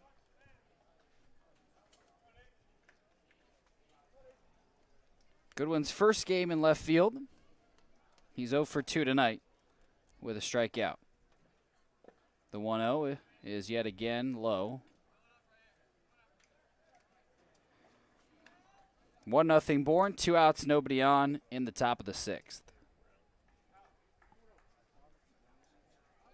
AC on in relief of Spencer Miles. Has now worked an inning. Has a couple strikeouts. 2-0, cut on and missed. Back to the off speed there from AC. Goodwin out ahead of it. Nice pitch there on the inside corner. Defensively set straight up for Goodwin as that pitch is swung on and missed. 2-2 now to Goodwin.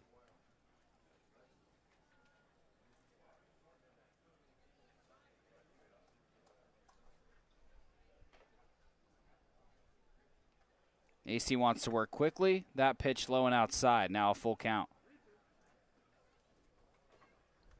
Another full count. Had one to Lampy in the last at bat. Able to get a good called strike 3. Payoff pitch, swing, and a miss. AC with 3 strikeouts. He goes 1, 2, 3 with 2 of the strikeouts in the top of the 6th. We'll send it down to Julia Joseph on the sidelines.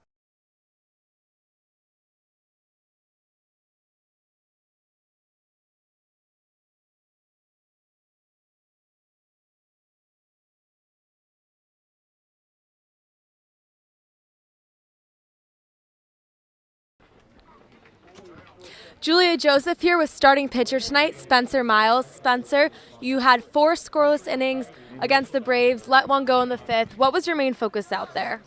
Trying to find a feel for a breaking ball. Fastball is working a little bit, threw one changeup, and just getting a breaking ball over. Tonight was your last outing for the Gatemen before you leave us for the rest of the summer. What will you take away from your time spent here in Wareham? Bunch of great friends made, great coaching too. Coach George has really helped me mature and develop pitching-wise. Great. And how will you take your skills learned against facing all of these great players this summer in the Cape with you next season at Missouri? Confidence, I guess. They're all good. They're all batting 280 plus, and they're good hitters. So just take it into school play and keep doing it. Great. Thank you, Spencer. Thank you. Back to you guys.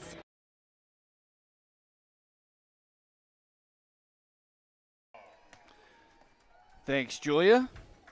Spencer Miles with a nice outing. 4 2/3, only gave up 1 run. And a pitching change for the Braves after Sansone had a good outing himself. 5 scoreless, only gave up 3 hits. In for the Braves is Josh Eknes out of Lamar University. Yeah, Eknes, 6.23 ERA so far this season. Pitched just 4 1/3. This is his 5th appearance. And it was a great performance from Sansone. His success continue. His ERA will continue to go down after 5 scoreless. Just a walk and 3 hits, 2 strikeouts. So the Gatemen with a chance. Different look here from Eknes, trying to put some runs on the board. It'll be Jarvis, Troy, and Diodati, the 2-3-4 hitters. Quick meeting between Eknes and Rushing. Probably just to get some signs straight.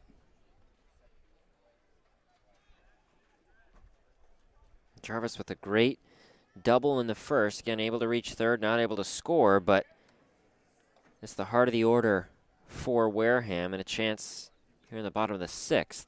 Wareham's had 2 runners on third, but trails 1-0 as the first pitch to Jarvis misses high and outside.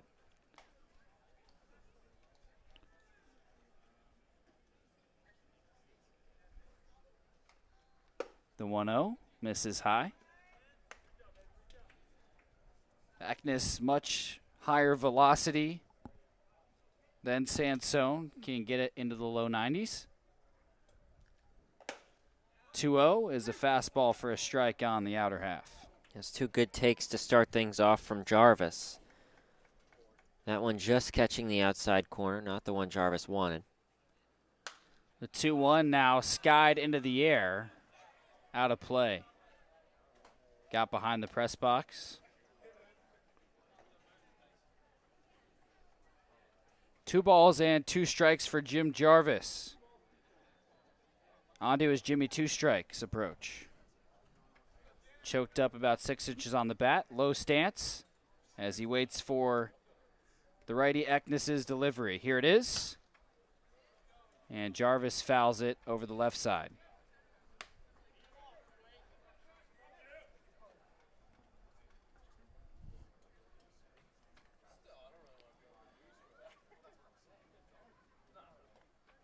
Jarvis leading off the last of the 6th. 2-2 pitch. Breaking ball upstairs. Great at bat to start things off for Jarvis. Some good takes. That breaking ball staying up high, fouling some off. Here's the payoff pitch. Swing and a strikeout. Jarvis chucked his bat at the Gateman dugout, and he foul tipped it in the glove of Rushing. Just losing the grip on Look that one, out, it yeah. seemed. It's been a humid day here in Wareham. Just seemed like he just lost grip of that one. So a tough strikeout after a good at-bat for Jarvis. My eyes initially followed the bat to see if it was going to hit anybody, then turned around and realized that it had been a foul tip into Rushing's glove. First pitch to Tommy Troy, high and tight for ball 1. Troy, 2 pop-outs to first. Bourne up 1-0, 1 away, nobody on in the last of the 6th. That pitch to Troy is low. Now 2-0.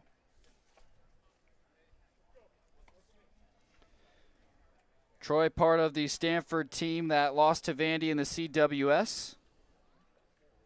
He was a pivotal part of that team, made 39 starts. As the 2-0 pitch is a breaking ball low and outside.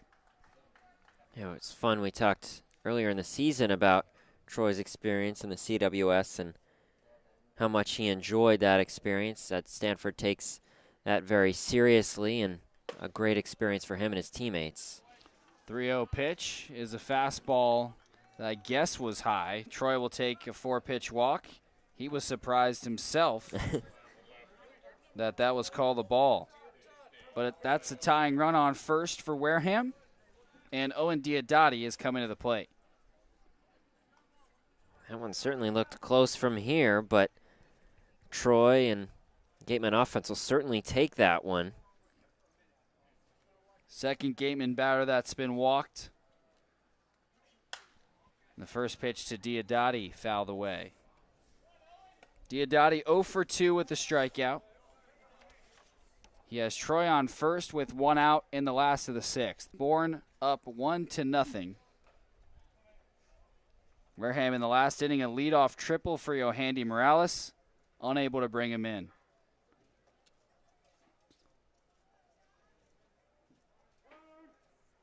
Diodati calls time. And we'll certainly keep an eye on Troy at first. He has a team-leading 8 stolen bases.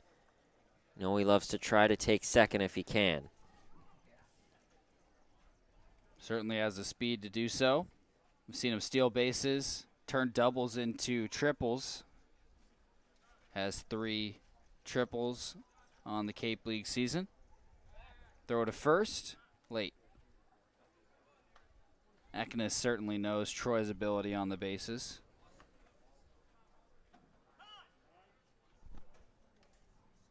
The call for time as a ball made its way into left field. Nick Goodwin getting it back to the Bourne bullpen. Well, something not wanting Eknes to throw this 0-1 pitch. That's now been 3 stoppages. Oh, here it finally is. Fastball well outside. Back pick to first. Nearly got Troy, but he slides under the tag. Quite a throw there from Rushing. That was in just about the perfect spot. And Troy able to sneak in behind Anderson, but really nice play from Rushing and a beautiful throw. Oh, and hard to believe it's only his 3rd game behind the plate this summer. Here's a 1-1. Chopped foul at the Wareham dugout. But rushing has been phenomenal behind the plate. He sure has. And of course, batting .339 coming into tonight. And Anderson, who's at first, batting .294. So no wonder Bourne wants to have both of them in the lineup. Rushing brought in the only run of the game with an RBI double in the 5th. Another throw to first to check on Troy. And he actually brought in Anderson, who doubled right before he came up. A ball and 2 strikes to Diodati. Troy, 6 or 7 feet off the first base bag. Here's the pitch. One lifted to right field. Wallace a couple steps to his right and gloves it for the second out.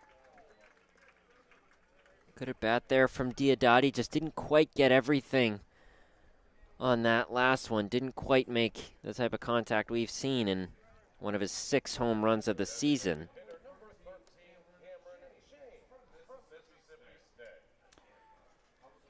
Now Cameron James to the plate. He's 0 for 2. Troy on first with 2 away in the last of the 6th. It's 1-0 Bourne. Troy on the move. That pitch misses. Throw down to second. Tag. Got him. Tommy Troy thrown out to end the 6th inning. Bourne up 1-0.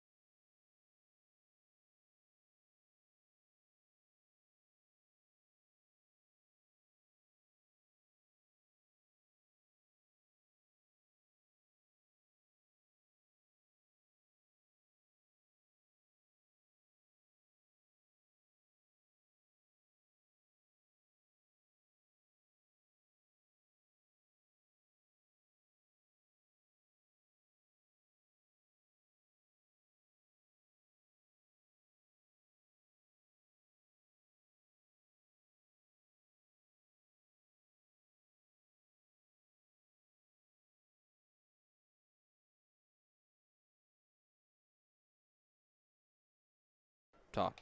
We enter the top of the 7th. Bourne Braves still leading 1-0. Kevin Acey still on the mound for the Gatemen. And after a great throw from Dalton Rushing over to Tanner Schobel, tagging out Tommy Troy, attempting to steal second. Gatemen don't add any in the 6th, so the Braves still with a 1-0 lead. And the first pitch to Tanner Schobel, the shortstop. That's in there for strike 1.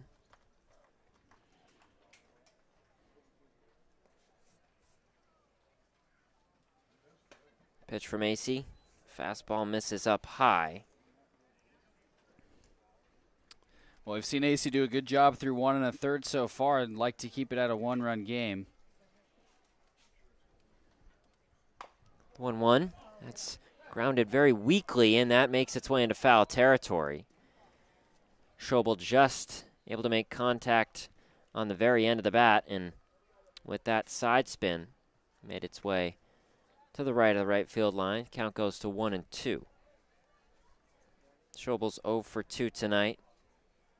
He flew out to Fergus in center, and then lined out to Jarvis at short in his previous 2 at-bats. So the righty settles back in. The pitch from Acey, that gets past Frechette. Count goes to 2-2. Looks like he just overthrew a fastball.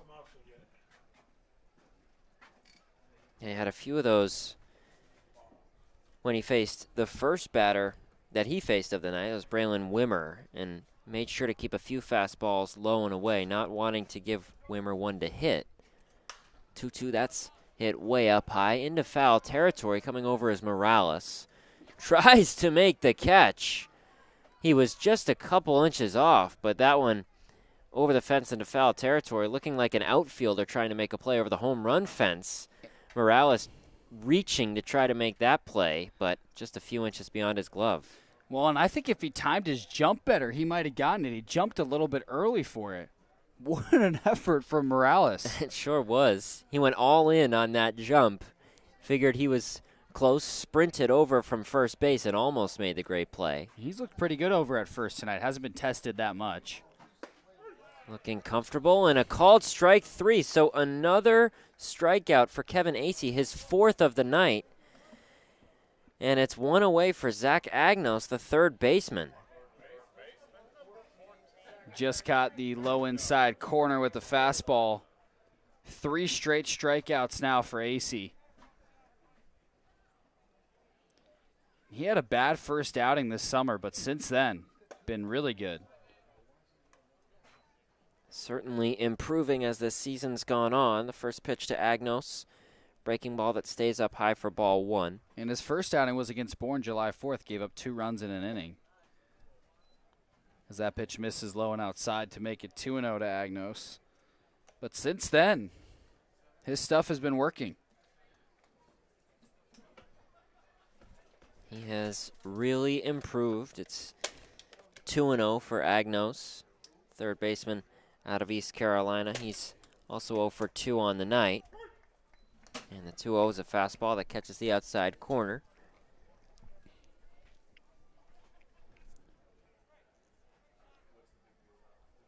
So with 1 out, nobody on. 2-1, that's a swing and a miss from Agnos. Count even at 2. Interesting shift defensively for Wareham. They have McLean nearly hugging the third base bag. Jarvis shaded a little over to the left. Then Troy nearly behind the second base bag. Agnos fouls that one off over the right field bleachers. But Morales, instead of shading over himself, near the first base bag. So there's a big hole on the right side. Also a big hole in left center as Fergus is shaded to the right field side of the second base bag. 2-2 coming from Acey. And that's a strike 3 call, the 4th strikeout in a row for Kevin Acey. And he's getting a nice berth on the lower end of the strike zone. Knows it, excuse me. And that's why he's throwing pitches down there. Keeps getting the strike calls. Kevin Acey, smart pitching in the 7th. It's back to the top of the order. Knapcheck. He grounds one to Jarvis at short, who fires over to Morales for out number 3. A 1-2-3 inning for Kevin Acey and the Wareham Gatemen. Braves still leading 1-0 after 6.5. When we come back, it's the bottom of the 7th. It's time to stretch here at Spillane.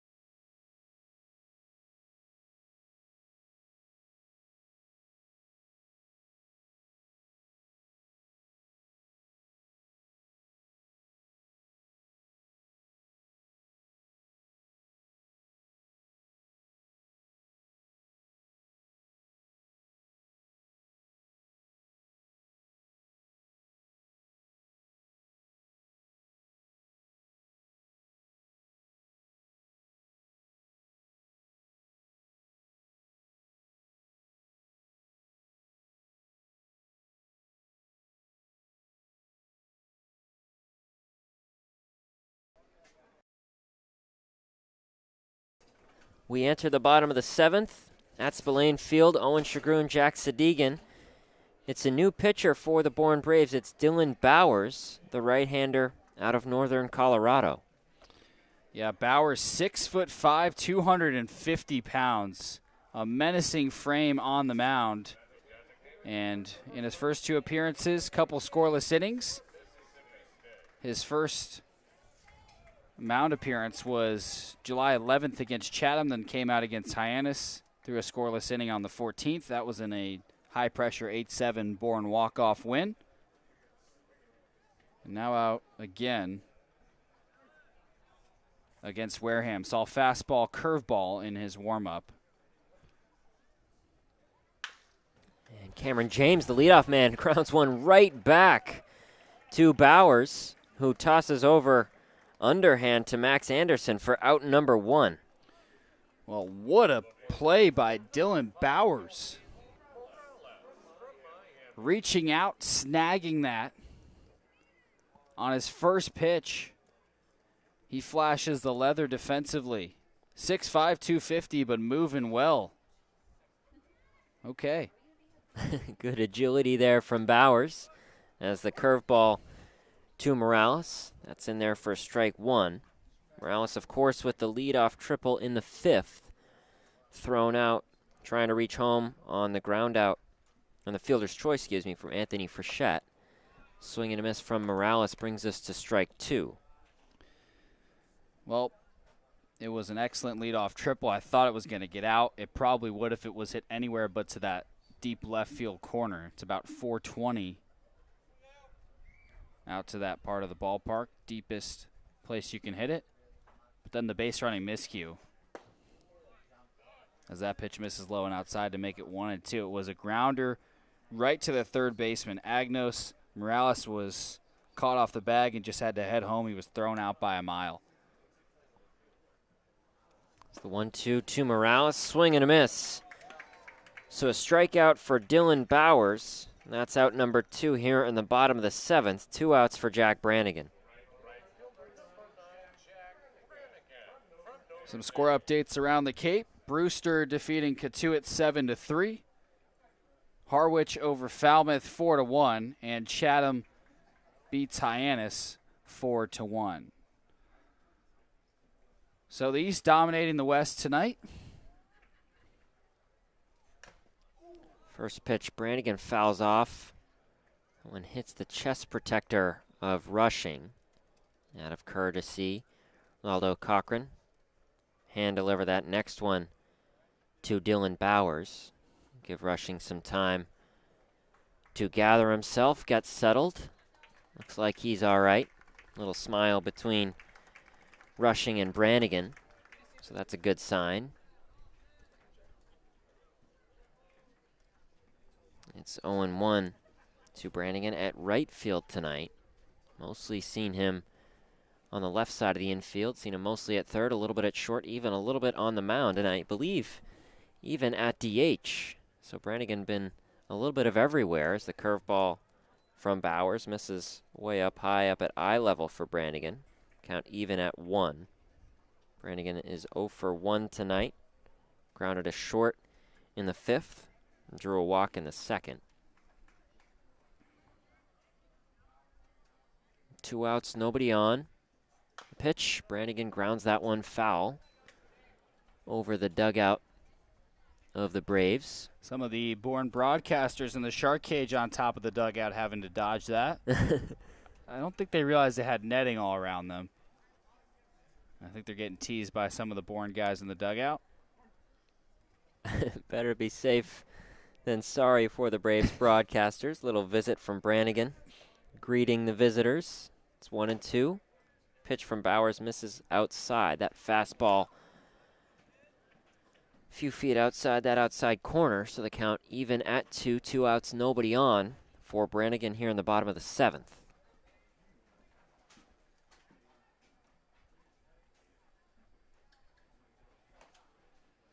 Pitch from Bowers. Breaking ball, swing and a miss from Brannigan. He walks back to the dugout. Second straight strikeout for Bowers. Gatemen go 1-2-3. After 7, Braves leading 1-0 on the Gatemen Baseball Network.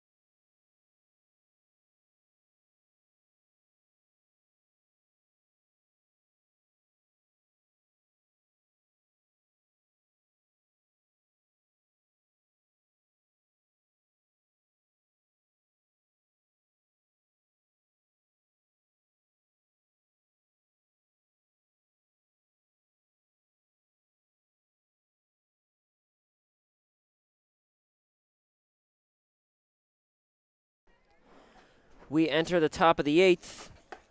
Bourne Braves leading 1-0 over the Wareham Gatemen. Pitching change for the Gatemen after a great outing from Kevin Acey. It's Garrett Schmeltz on the mound. Well, Schmeltz, 2.57 ERA in 3 appearances, 15 strikeouts over 7 innings. That's his moneymaker. Lefty Schmeltz deals to Max Anderson, the first baseman, leading things off for the Braves. Anderson fouls that one off.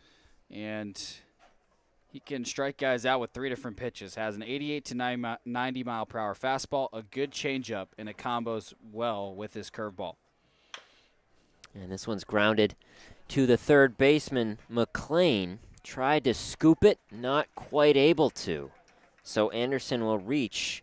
He's the first man on for the Braves here in the 8th. Wasn't a fan of how McLean played that. Tried to kind of olay it down the third base line. I think either you hold out your hand and backhand it, or you charge it and square it up to get the throw over to first. I think he thought he would have to rush a little more than he would have. But a big leadoff base runner for Bourne trying to extend that 1-run lead. So it was a double in the 5th for Anderson and Rushing, and it's a single here. Rushing shows bunt. It's a called strike. That one ruled an error, actually, by Sean McLean. Yeah, I think that was the right call. Play McLean should have made.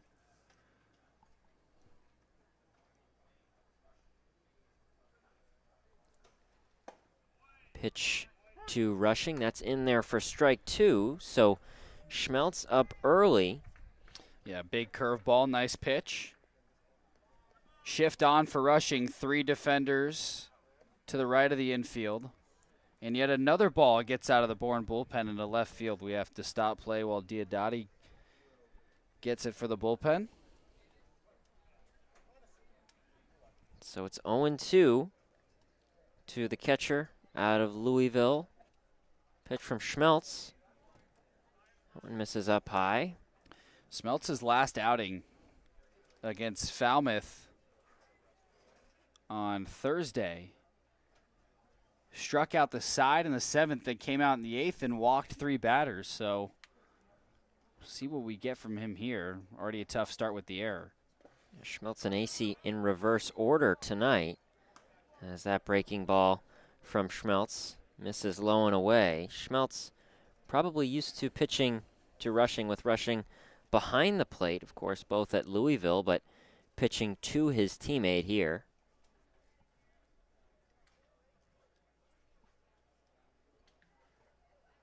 So with 3 on the right side of the infield defensively for the Gatemen, it's 2-2.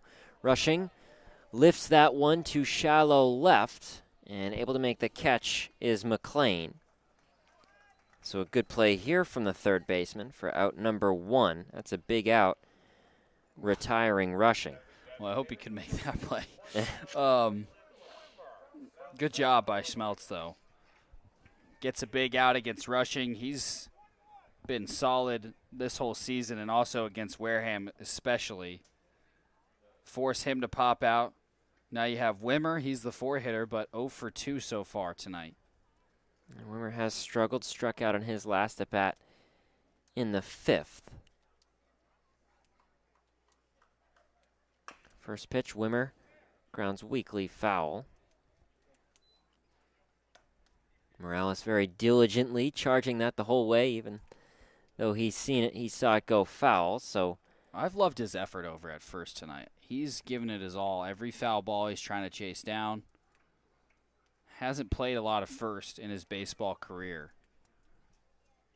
but doing a nice job here tonight, giving it his full effort. Mostly on the left side of the infield at Miami, and been good tonight at first as the 0-1 catches the inside corner to Wimmer. So Schmeltz up 0-2 on the cleanup man out of South Carolina. And Wimmer had words for the home plate umpire, Ronaldo Cochran, after that pitch. He's been calling it consistently, though. Has extended the low inside part of the strike zone. AC took advantage of that last inning. Pitch from Schmeltz. Wimmer fouls that one off over the right field bleachers. So the count will stay at 0-2 with Anderson on first. Braves up 1-0 here in the top of the 8th. And Wimmer from South Carolina, some of these SEC guys are used to really tight strike zones. The SEC is known for having a very tightly called zone. So the ACC man throwing to the SEC man, and that's a swing and a miss from Wimmer. So it's out number 2, a big strikeout to the DH, brings up Caden Wallace, the right fielder.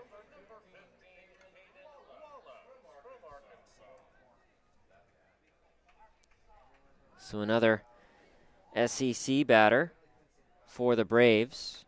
It's Caden Wallace out of Arkansas. He's 0 for 2 tonight with a walk in the first. Coming into tonight batting .327, 5 doubles, 2 homers, and 12 RBI. First pitch to Wallace, he takes inside. Little adjustment to get out of the way of that fastball from Schmeltz. 1-0 to Wallace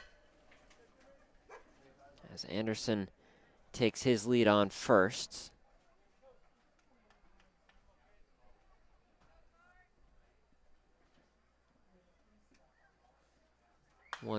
That one's hit way up high into foul territory and behind the press box.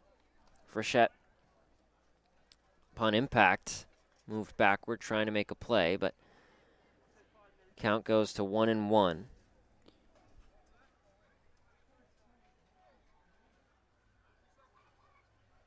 It has been a great night on the mound all the way throughout up until this point for Wareham against a really tough opponent. Keeping their team in the game. 1-1 to Wallace, misses up high. This pitching staff has done it all season long. And it's been a tough 4-game stretch. We've talked about the losing streak a little bit. But Wareham keeps battling, and the pitching has been there. 2-1 to the right fielder. He swings and misses. Count even at 2. 2 outs. Anderson on first. And Schmeltz, the chance to keep this a 1-run game, head into the bottom of the 8th.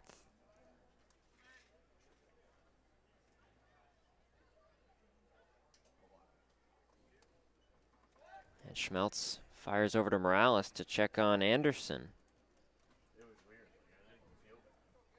Anderson in safely.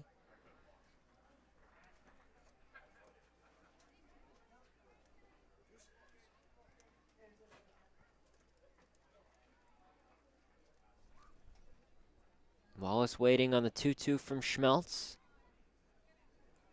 Left-hander deals. Big sweeping curveball called strike 3. Second strikeout in a row for Garrett Schmeltz. Gatemen do keep it a 1-run game heading to the bottom of the 8th here on the Gatemen Baseball Network.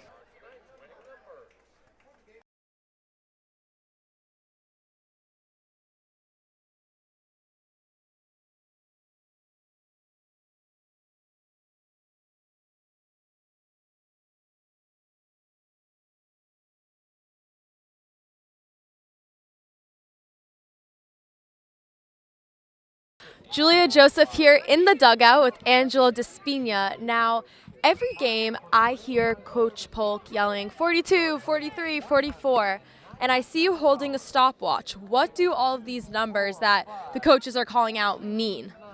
These numbers tell us the speed from home to first for the base runner on the other team. Therefore, like for example, 42 is very, very quick. So therefore, our infielders know that we got to get rid of it very soon. If it's 44, 45, 46, they're slower, so we have a little bit more time for the play to develop. With this stopwatch, I'm timing to help coach out and aid to know the time that they're getting from home to first. And do you guys record these numbers after? And also, do you record the batters each at bat or just one time throughout the game? Every single at bat, every single batter, no matter if it's their first at bat or their fourth or fifth. We always write them down. That way we know when we play these teams again, we know what kind of runner they are, so we can expect how quick they are getting up the line. Very interesting. Thank you, Angelo, for your insight. Thank you very much.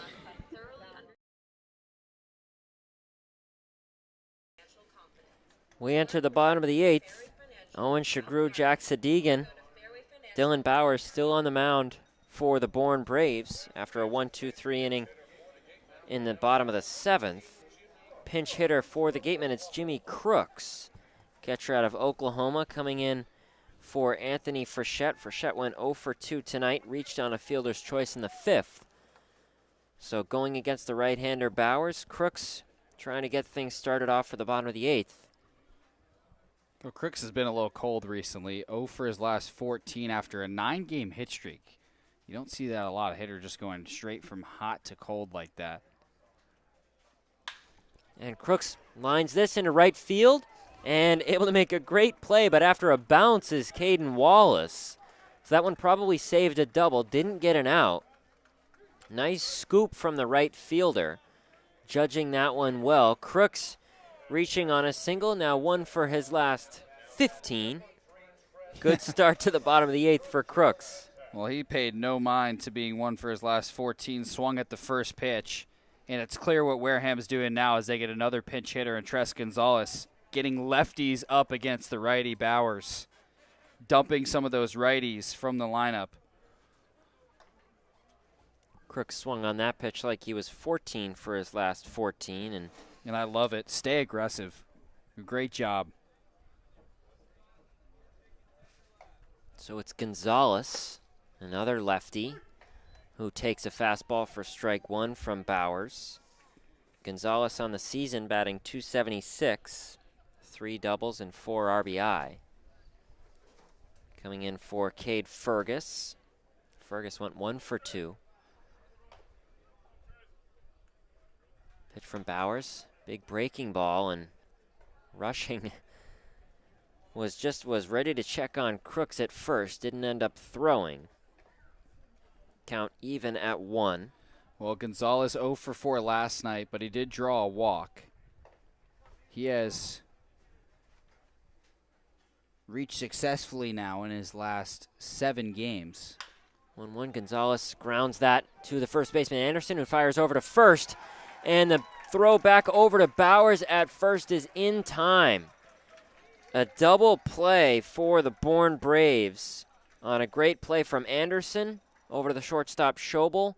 Back to Bowers covering for Anderson at first base, 2 away for Sean McLean. Well, you don't see this often. A 3-6-1 double play, and it was well executed from Bourne.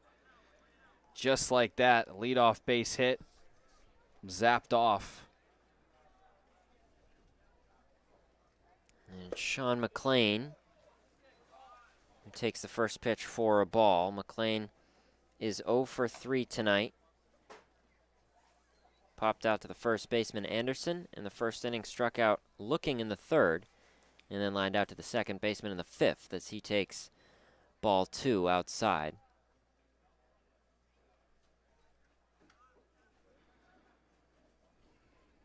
So it's 2-0 to McLean. Weather a little bit cooler here as this game's gone on. It was, again, awfully hot and humid. There was some weather to our north that may have brought in a little bit of cooler air. McLean fouls the 2-0 off over the right shoulder of Rushing. Count goes to 2-1. Bourne's pitching has just continued to dominate. Came into this game with the league's best ERA. Wareham's had a couple chances, but really not much. The big one was the Morales leadoff triple in the 5th that never came home.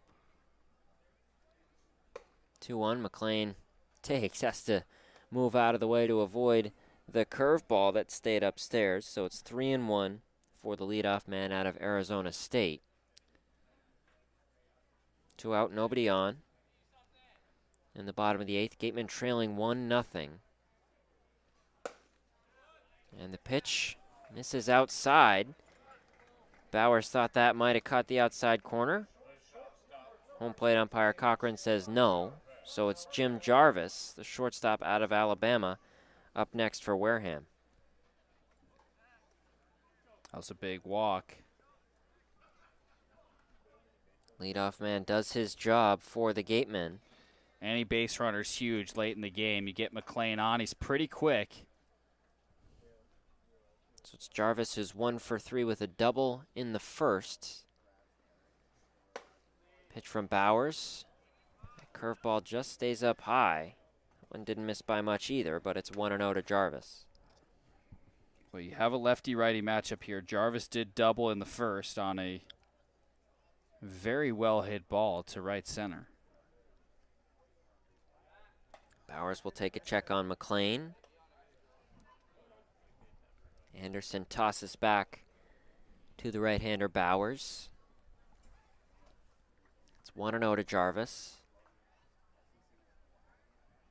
Pitch, that one's inside. Fastball misses, so it's 2-0. Jarvis struggling with strikeouts this season. Had 1 in the 6th. We shouldn't say struggling. Struggling more than he normally does. More than he normally does is right. As that one gets to the right of Rushing off of the dirt. He was incredibly good with strikeouts at Alabama and just more normal numbers here, you're right. And for Jarvis, probably numbers he's disappointed with, but numbers most players wouldn't even think twice about. So it's 3-0 to Jarvis as McLean takes his lead on first. Pitch from Bowers, that one's up high. It's 4 straight balls. Jarvis reaches for the second time tonight in 4 at-bats. So runners on first and second for Tommy Troy. Well, he has now thrown 7 balls in his last 8 pitches. Wareham gets a tying run in scoring position with a good hitter in Tommy Troy coming up. Mound visit coming from Harvey Shapiro. And I think Bauer's day is done. So Bauer heads to the dugout. We have a pitching change here in the bottom of the 8th. 2 outs, runners on first and second for Tommy Troy when we come back on the Gatemen Baseball Network.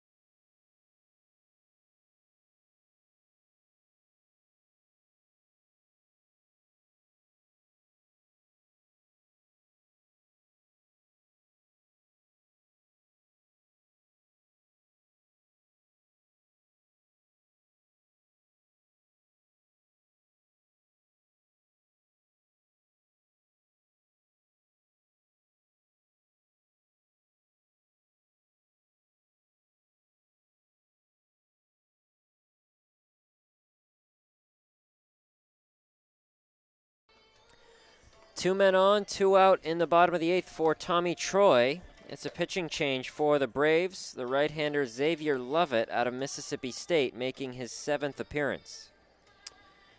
Yeah, Lovett. Hard-throwing right-hander. You're going to see him try and pound the zone with fastballs. But a big situation for Tommy Troy. 2 on and 2 out. 2 straight 2-out walks from Dylan Bowers chases him out of the game. Here we go, another nail-biter for Wareham. They've struggled in close games so far this season. 2-4 in games decided by 2 runs or less, Owen, and 0-2 in 1-run games. Gatemen have struggled, especially lately with those close games. They've had a lot of them. Yeah, bounces haven't gone their way, excuse me. 2-run loss 2 days ago and a 1-run loss yesterday, so it'll be nice to get one here. First pitch from Lovett to Troy. That's a breaking ball in there for strike one. Wasn't what we were expecting. Didn't look like it was what Tommy Troy was expecting. And a nice curveball. Pretty curveball. Came in on Troy, and he moved out of the way, but then it broke back over the plate. Nice pitch. So it's 0-1 to Troy, who's at second tonight. He pops this one off of home plate right to the catcher Rushing, who tosses over to Anderson for out number 3.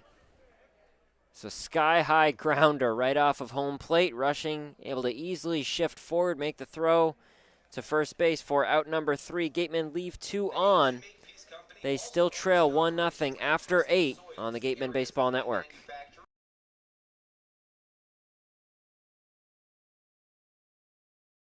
That double play is brought to you by TM Ryder Insurance Agency. Package your home and auto insurance for the perfect double play.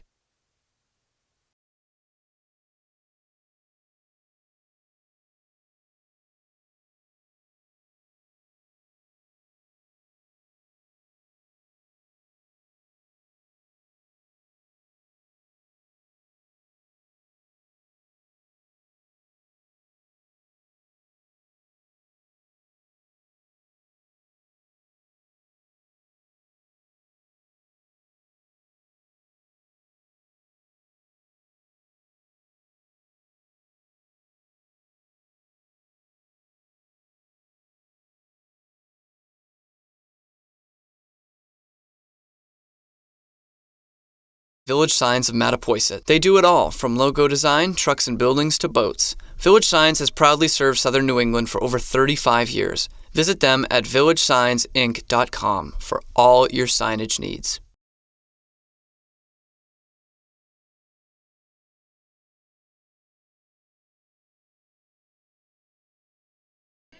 To the 9th we go. Bourne leads 1-0. Jack Sadighian, Owen Sughrue. Bourne's lone run came off of back-to-back doubles with 2 outs in the 5th. And Garrett Schmeltz, after striking out 2 in the 8th and throwing a clean inning, charged with keeping it at 1 run here in the 9th. He starts off against the lefty Joe Lampe and gives him a curveball outside for ball 1. That's been a great night on the mound from Miles, AC, and Schmeltz, keeping this Braves team to just 1 run. That pitch bunted foul. A ball and a strike to Lampe. Lampe's 0 for 3 with a strikeout tonight. Has a couple flyouts as well. First and third playing up.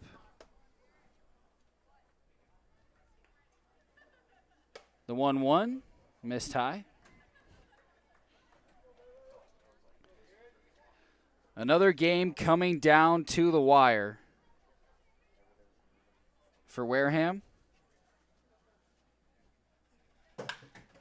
as that pitch is a bouncing ball to the left side, backhanded by Jarvis. Long throw to first in time.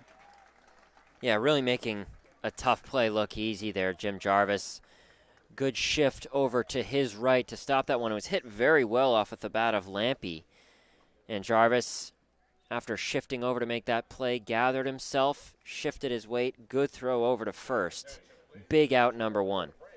1-0 Bourne with 1 out and nobody on in the top of the 9th. And coming to the plate is a pinch hitter, Colby Thomas, out of Mercer. Thomas, another solid hitter for the Braves, batting .238 on the season. 3 doubles, a triple, and 2 homers. First pitch to him is a fastball on the lower part of the zone for a strike.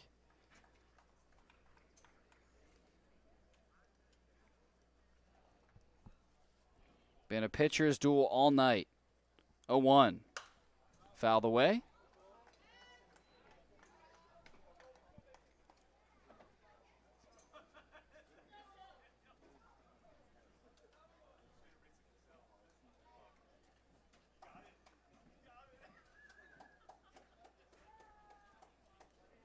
From the windup, the 0-2. Breaking ball upstairs. Thomas, the everyday outfielder for Mercer, was part of the All-SoCon freshman team this season, made 52 starts. The 1-2 is driven well to left field. Diodati backing up, now settling, and makes the catch. We've seen a few of those tonight, some well-hit balls, especially to left field, and haven't carried quite as far as it initially seems like they might when they're off the bat. And good play from Diodati. 2 big outs here in the top of the ninth, keeping the Gatemen alive. Tanner Schobel to the plate now. Nobody on. Bourne up 1-0. First pitch to him is a fastball high. Schobel 0 for 3 with a strikeout. Wareham trying to keep it at a 1-0 game and hope the bats can come alive in the ninth. The 1-0 is another fastball, this time for a strike on the outer half. Due up for Wareham is Diodati, James, and Morales. 1-1 pitch lifted to right field. Brannigan heading to his left. Now starts to slow down, makes the catch over his left shoulder. 1-2-3 inning for Schmeltz. He does his job, and we'll take a 1-run game into the bottom of the ninth. Can Wareham get something going? Find out when we come back on the Gatemen Baseball Network. Cape Cod Coca-Cola thanks you for supporting the Cape Cod Baseball League and for refreshing yourself with ice-cold Coca-Cola products. Please remember to recycle your empty bottles, cans, and all other recyclable materials. It takes only 6 recycled plastic bottles to make a new baseball cap. The 99 Restaurant and Pub is proud to be a sponsor of the Cape Cod Baseball League. Visit your local 99 and try their famous colossal lobster rolls. Piled high on grilled brioche and served hot buttered or with just the right amount of mayo and celery with fries and coleslaw. The 99, always the real deal.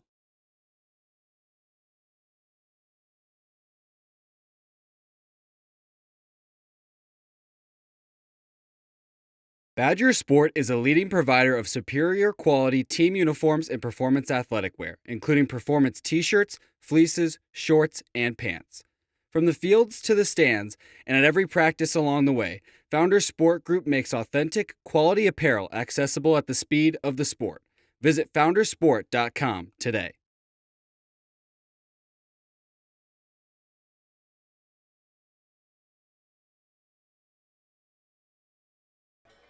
One nothing Bourne, the last chance for Wareham in the bottom of the ninth. No extra innings here on the Cape. Jack Sadighian, Owen, Sughrue, and out to close things for Bourne is Eric Adler, the right-hander out of Wake Forest. Adler has been outstanding so far for the Braves, and 8 innings pitched, a 0 ERA and 4 saves. He's their go-to closer, and the Braves going with the best closer they have in a high-leverage situation. Gatemen have played great all night, need 1 run to tie, 2 to win. Adler has 17 strikeouts in those 8 innings. He'll start off against Diodati, and it looks like Kellum Clark, a left-hander, on deck to go against the righty Adler. We'll see if there are any other changes in the ninth. The only run of the game off of the bat of Dalton Rushing, an RBI double that brought in Max Anderson in the 5th. And Wareham, no stranger to close games, just has had trouble winning them. 2-4 in games decided by 2 runs or less. 0-2 in 1-run games. Owen, it'd be nice to get one here to help slow down the struggles in this 4-game losing streak. Yeah, certainly. This game, for Bourne, they're so far ahead, it probably doesn't have too big of an effect. They certainly want to win all the games they can, but for Gatemen, every game is close, with Falmouth and Katuitt both losing tonight. Gatemen with a chance to pick up a couple points on their West Division foes, and they've got a chance with 4, 5, 6 hitters coming up to try to at least get a point with a tie and perhaps get a win. Wareham 4 games or 2 points back from second place Katuitt. They're tied with Falmouth in the standings and 7.5 games back from the Braves. Adler against Diodati, righty-lefty matchup. First pitch is a fastball that misses high and inside. Diodati 0 for 3 with a strikeout. But he is tied for first in the league with 6 home runs and second in the league with 17 RBIs. The 1-0 grounded weakly to the right side, scooped up by Anderson. He'll do it himself, stepping on the bag for the first out. 1-0 Bourne in the bottom of the 9th, and now 1 away as Kellum Clark comes in to pinch hit. Gives Wareham another lefty-righty matchup. Yeah, tough one there. Diodati, again, has so much power and almost sneaked that by one past Anderson, but a good play from the first baseman, so 1 away. That's a big out for the Braves.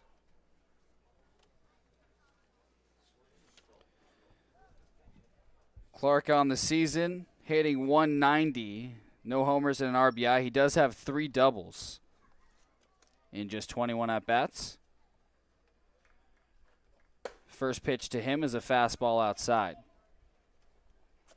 Adler, Bourne's best closer on the mound, trying to pull out a 1-0 victory.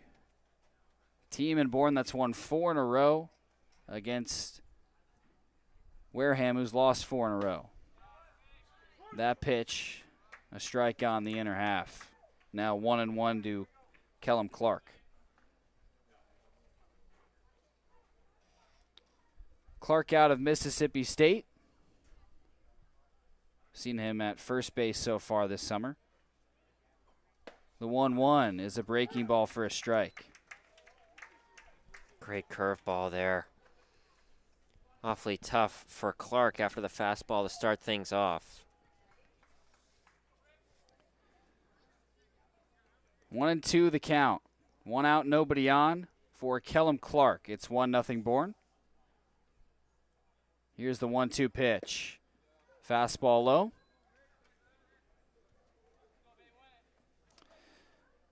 Yohandy Morales is on deck. He tripled in the 5th. That led off the bottom of the 5th, but a base running miscue had him tagged out at the plate. 2-2. Swing and a miss. 2 down now, and still nobody on in the bottom of the 9th for Wareham. Down by 1, and Yohandy Morales coming to the plate. Great fastball there from Adler. Tough at bat for Clark, just blew it by him on that fastball for strike 3. Morales 1 for 3 with the triple I just mentioned in the 5th. First pitch from Adler is a breaking ball that misses outside.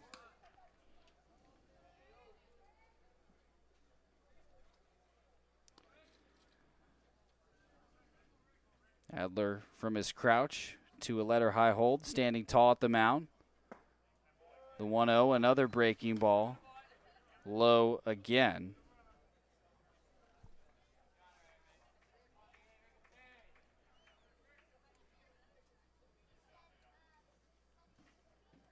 Here's the 2-0 pitch.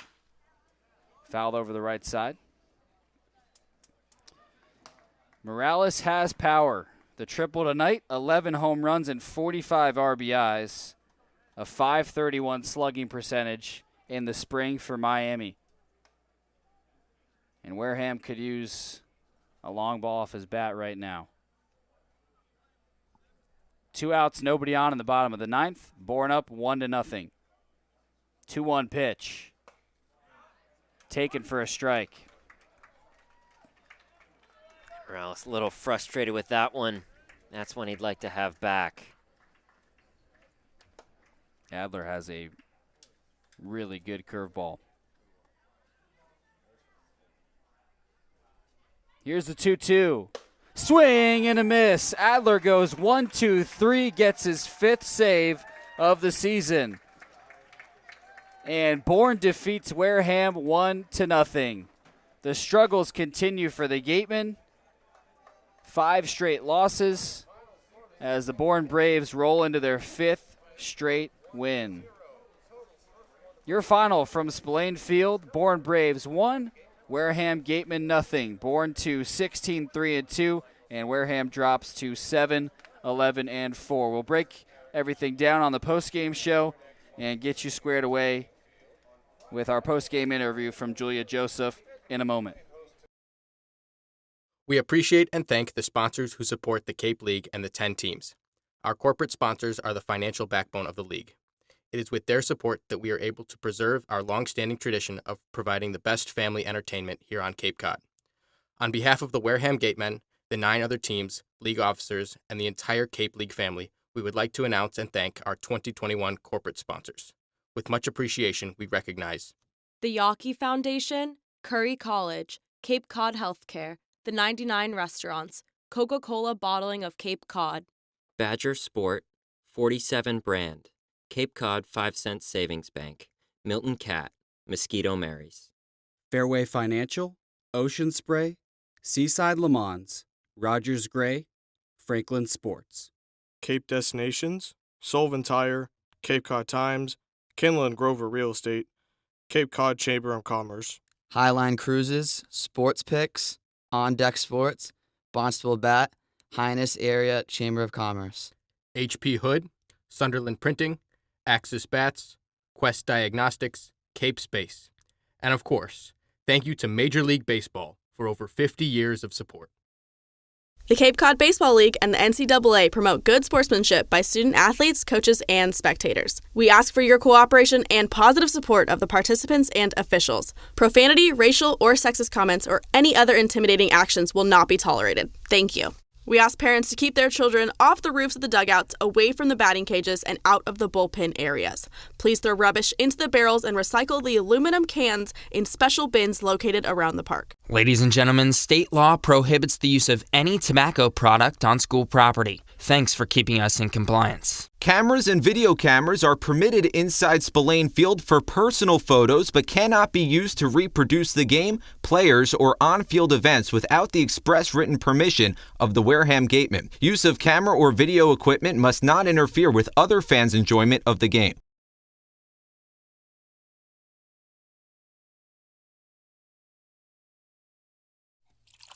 Cape Cod Coca-Cola thanks you for supporting the Cape Cod Baseball League and for refreshing yourself with ice-cold Coca-Cola products.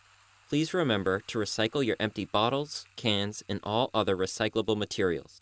It takes only 6 recycled plastic bottles to make a new baseball cap.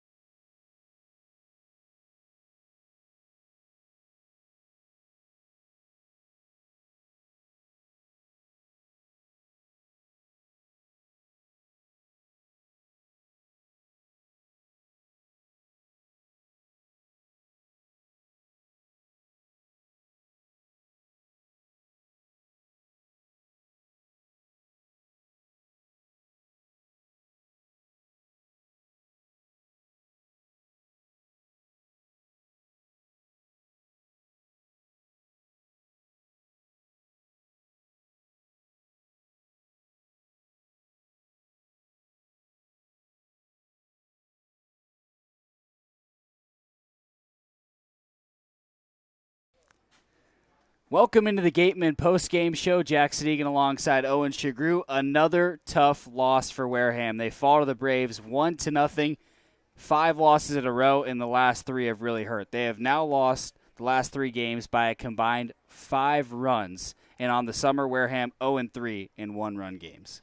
Yeah, this one's really tough for Wareham. They played a great game against Bourne, who's been the best team in the league by not much doubt. Bourne has been so far ahead of everybody in the West Division, and it was just a fantastic performance on the mound from the Gatemen all the way through, starting off with Spencer Miles, going to Kevin Acey and Gareth Schmeltz. So there certainly are positives, but you can understand this one's probably going to sting for the Gatemen.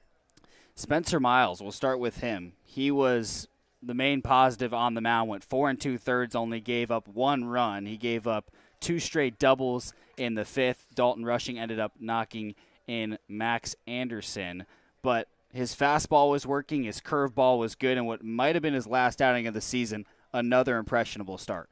Exactly, just continuing his success here in Wareham. He was excellent against Cotuit earlier on Monday, and he was great again tonight in going 4 2/3. And this Braves team is so explosive offensively, and Miles able to keep them at bay for the most part, and just 1 run in 4 2/3. You can't do much more than that if you're Miles against such a good team offensively. So certainly the success continuing for Spencer Miles. And then in relief, you had Kevin Acey and Gareth Schmeltz, both strikeout experts, and they had their stuff working as well. They really did. We saw Schmeltz and then Acey in Falmouth earlier this week, and tonight it was flip-flopped Acey and then Schmeltz, and both were fantastic with no runs between the two of them, and we saw great stuff, good variation from both. Acey mixing in that fastball and the curveball, and similar from Schmeltz, the right-hander to the left-hander, so excellent performance all the way through on the mound for Wareham tonight.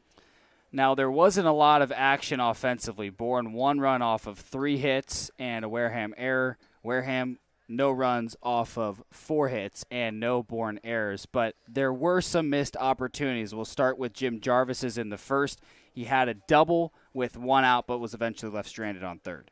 Yeah, good start there from Jarvis. That was the second batter of the game for Wareham. A good double for him to start things off. And then Yohandy Morales with the leadoff triple as well, and I believe the 5th, and not able to score. Another good chance for Wareham, and certainly frustrating. Those 2 chances were some of the best they had tonight, and it was just one of those nights where Bourne was able to capitalize on some of their opportunities. Wareham, like you mentioned, Jack, didn't have too many. They just weren't able to capitalize on the few that they did have, and that ended up being the difference in tonight's game. Now let's touch on the big one, the Morales triple. He led off the 5th, got a 3-bagger, and then was thrown out at the plate. A 5-2 fielder's choice put out. What did you see on that play that caused him to get thrown out? Yeah, just a bit of a miscue there from Morales. Looked like he was, as soon as that ball was off of the bat from Frechette, he was heading home, and I think he maybe thought it would get past the third baseman, but it was no doubt for him in throwing to Rushing at home. So just a bit of a miscue there from Morales. Of course, if that one sneaked by third base, it'd be no question. We wouldn't even be talking about it. But Morales just off of contact there, and ended up being a pretty easy play for Rushing, an easy tag for him on Morales. And, you know, that one's certainly probably going to be frustrating for the Gatemen, not able to score that run in the 5th. That would have tied the game at the time.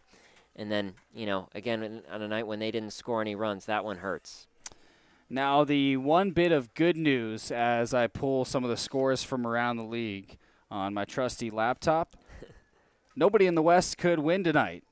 Brewster defeats Cotuit 7-3, Harwich over Falmouth 4-1, and Chatham over Hyannis 4-1. So that puts a slight Band-Aid on this, I guess, gushing wound that is a 5-game losing streak for Wareham. But they'll stay in relatively the same position for second. Bourne now 3 games ahead of second place Cotuit. And Falmouth and Wareham are 2 games back from Cotuit, tied for third. Hyannis way down in the standings with only 4 points. Right, well, on a tough night for your team, Wareham fans can at least root against their enemies, and they got their wish tonight in that sense. And Falmouth and Cotuit both losing. Bourne, again, of course, over Wareham, just extending their lead, and that almost sort of a non-factor. Wareham, of course, wanted to pick up points, but Bourne's lead expanding isn't as much of a concern as Cotuit's lead or Falmouth gaining a point or a couple over Wareham. So, you know, not the night that Wareham wanted or had the chance to have, but again, those matchups against Cotuit and Falmouth, those 2 teams not getting points certainly helps Wareham too. A look ahead for Wareham, they have Brewster on the road. Tomorrow it's the start of the longest away stretch of the season. 4 straight road games. Brewster, then Chatham on the road, and 2 straight against Hyannis. This is a huge road trip, Owen. You've lost 5 in a row. They need to pick up some wins here on the road. They really do. They've got some big matchups against largely some East Division teams, of course, 2 against Hyannis. Those will be huge games for Wareham, trying to get a few more points, and they've got 1 at home, and then they head to Orleans on Saturday. Some long road trips for everybody, but some really big opportunities for Wareham, trying to get a couple points against the East Division, and that would be huge. This is, I think you're right, Jack, this is a big week for Wareham, one of the biggest they've had this season. Now, we've seen a couple shakeups in the lineup. We've seen the Bats struggle over the 5-game losing streak. Now, 9 runs combined in those 5 games. Clearly, that's not going to get the job done. What's your solution, Owen? Do you go to another lineup shakeup? Do you try and get more of what we did tonight, a lot of righty bats against a lefty pitcher, or lefty bats against a righty pitcher? What's your take on that? Well, I think you're right, Jack. It's a puzzle, and I'm glad that I'm not Don Sneddon making this decision. I'm glad that I can talk about it with you. My instinct says you do a lot of what you did tonight in trying to get the right matchups you want, lefties against righties or righties against lefties.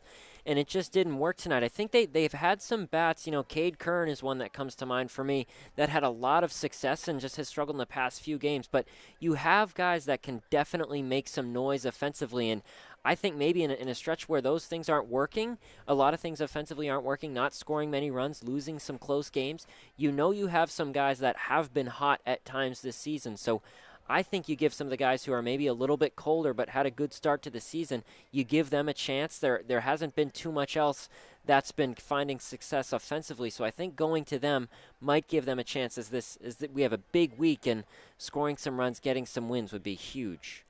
Julia Joseph has Josh Rodricks for our post-game interview. Take it away, Julia.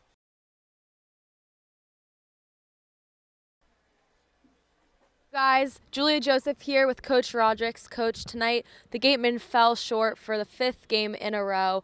Where do you think this slump is coming from?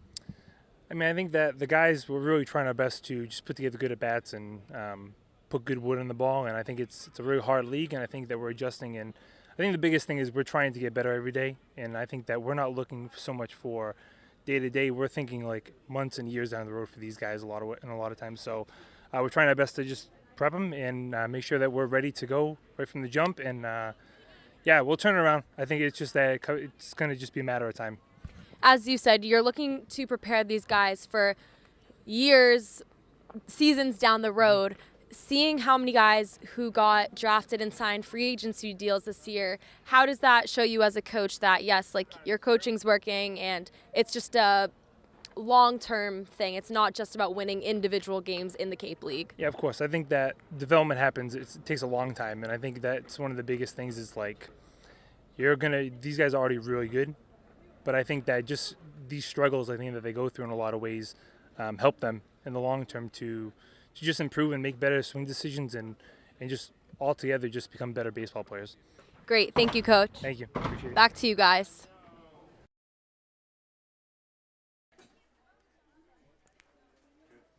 Thank you so much, Julia. Again, your final score from Spillane Field: Bourne 1, Wareham nothing. Bourne improves to 16-2-3, and Wareham drops to 7-11-4. Thank you so much for joining us for this game tonight. Another tough one for Wareham, but hopefully they'll get back on the horse on a 4-game road trip starting tomorrow against Brewster. First pitch at 5 p.m. tomorrow.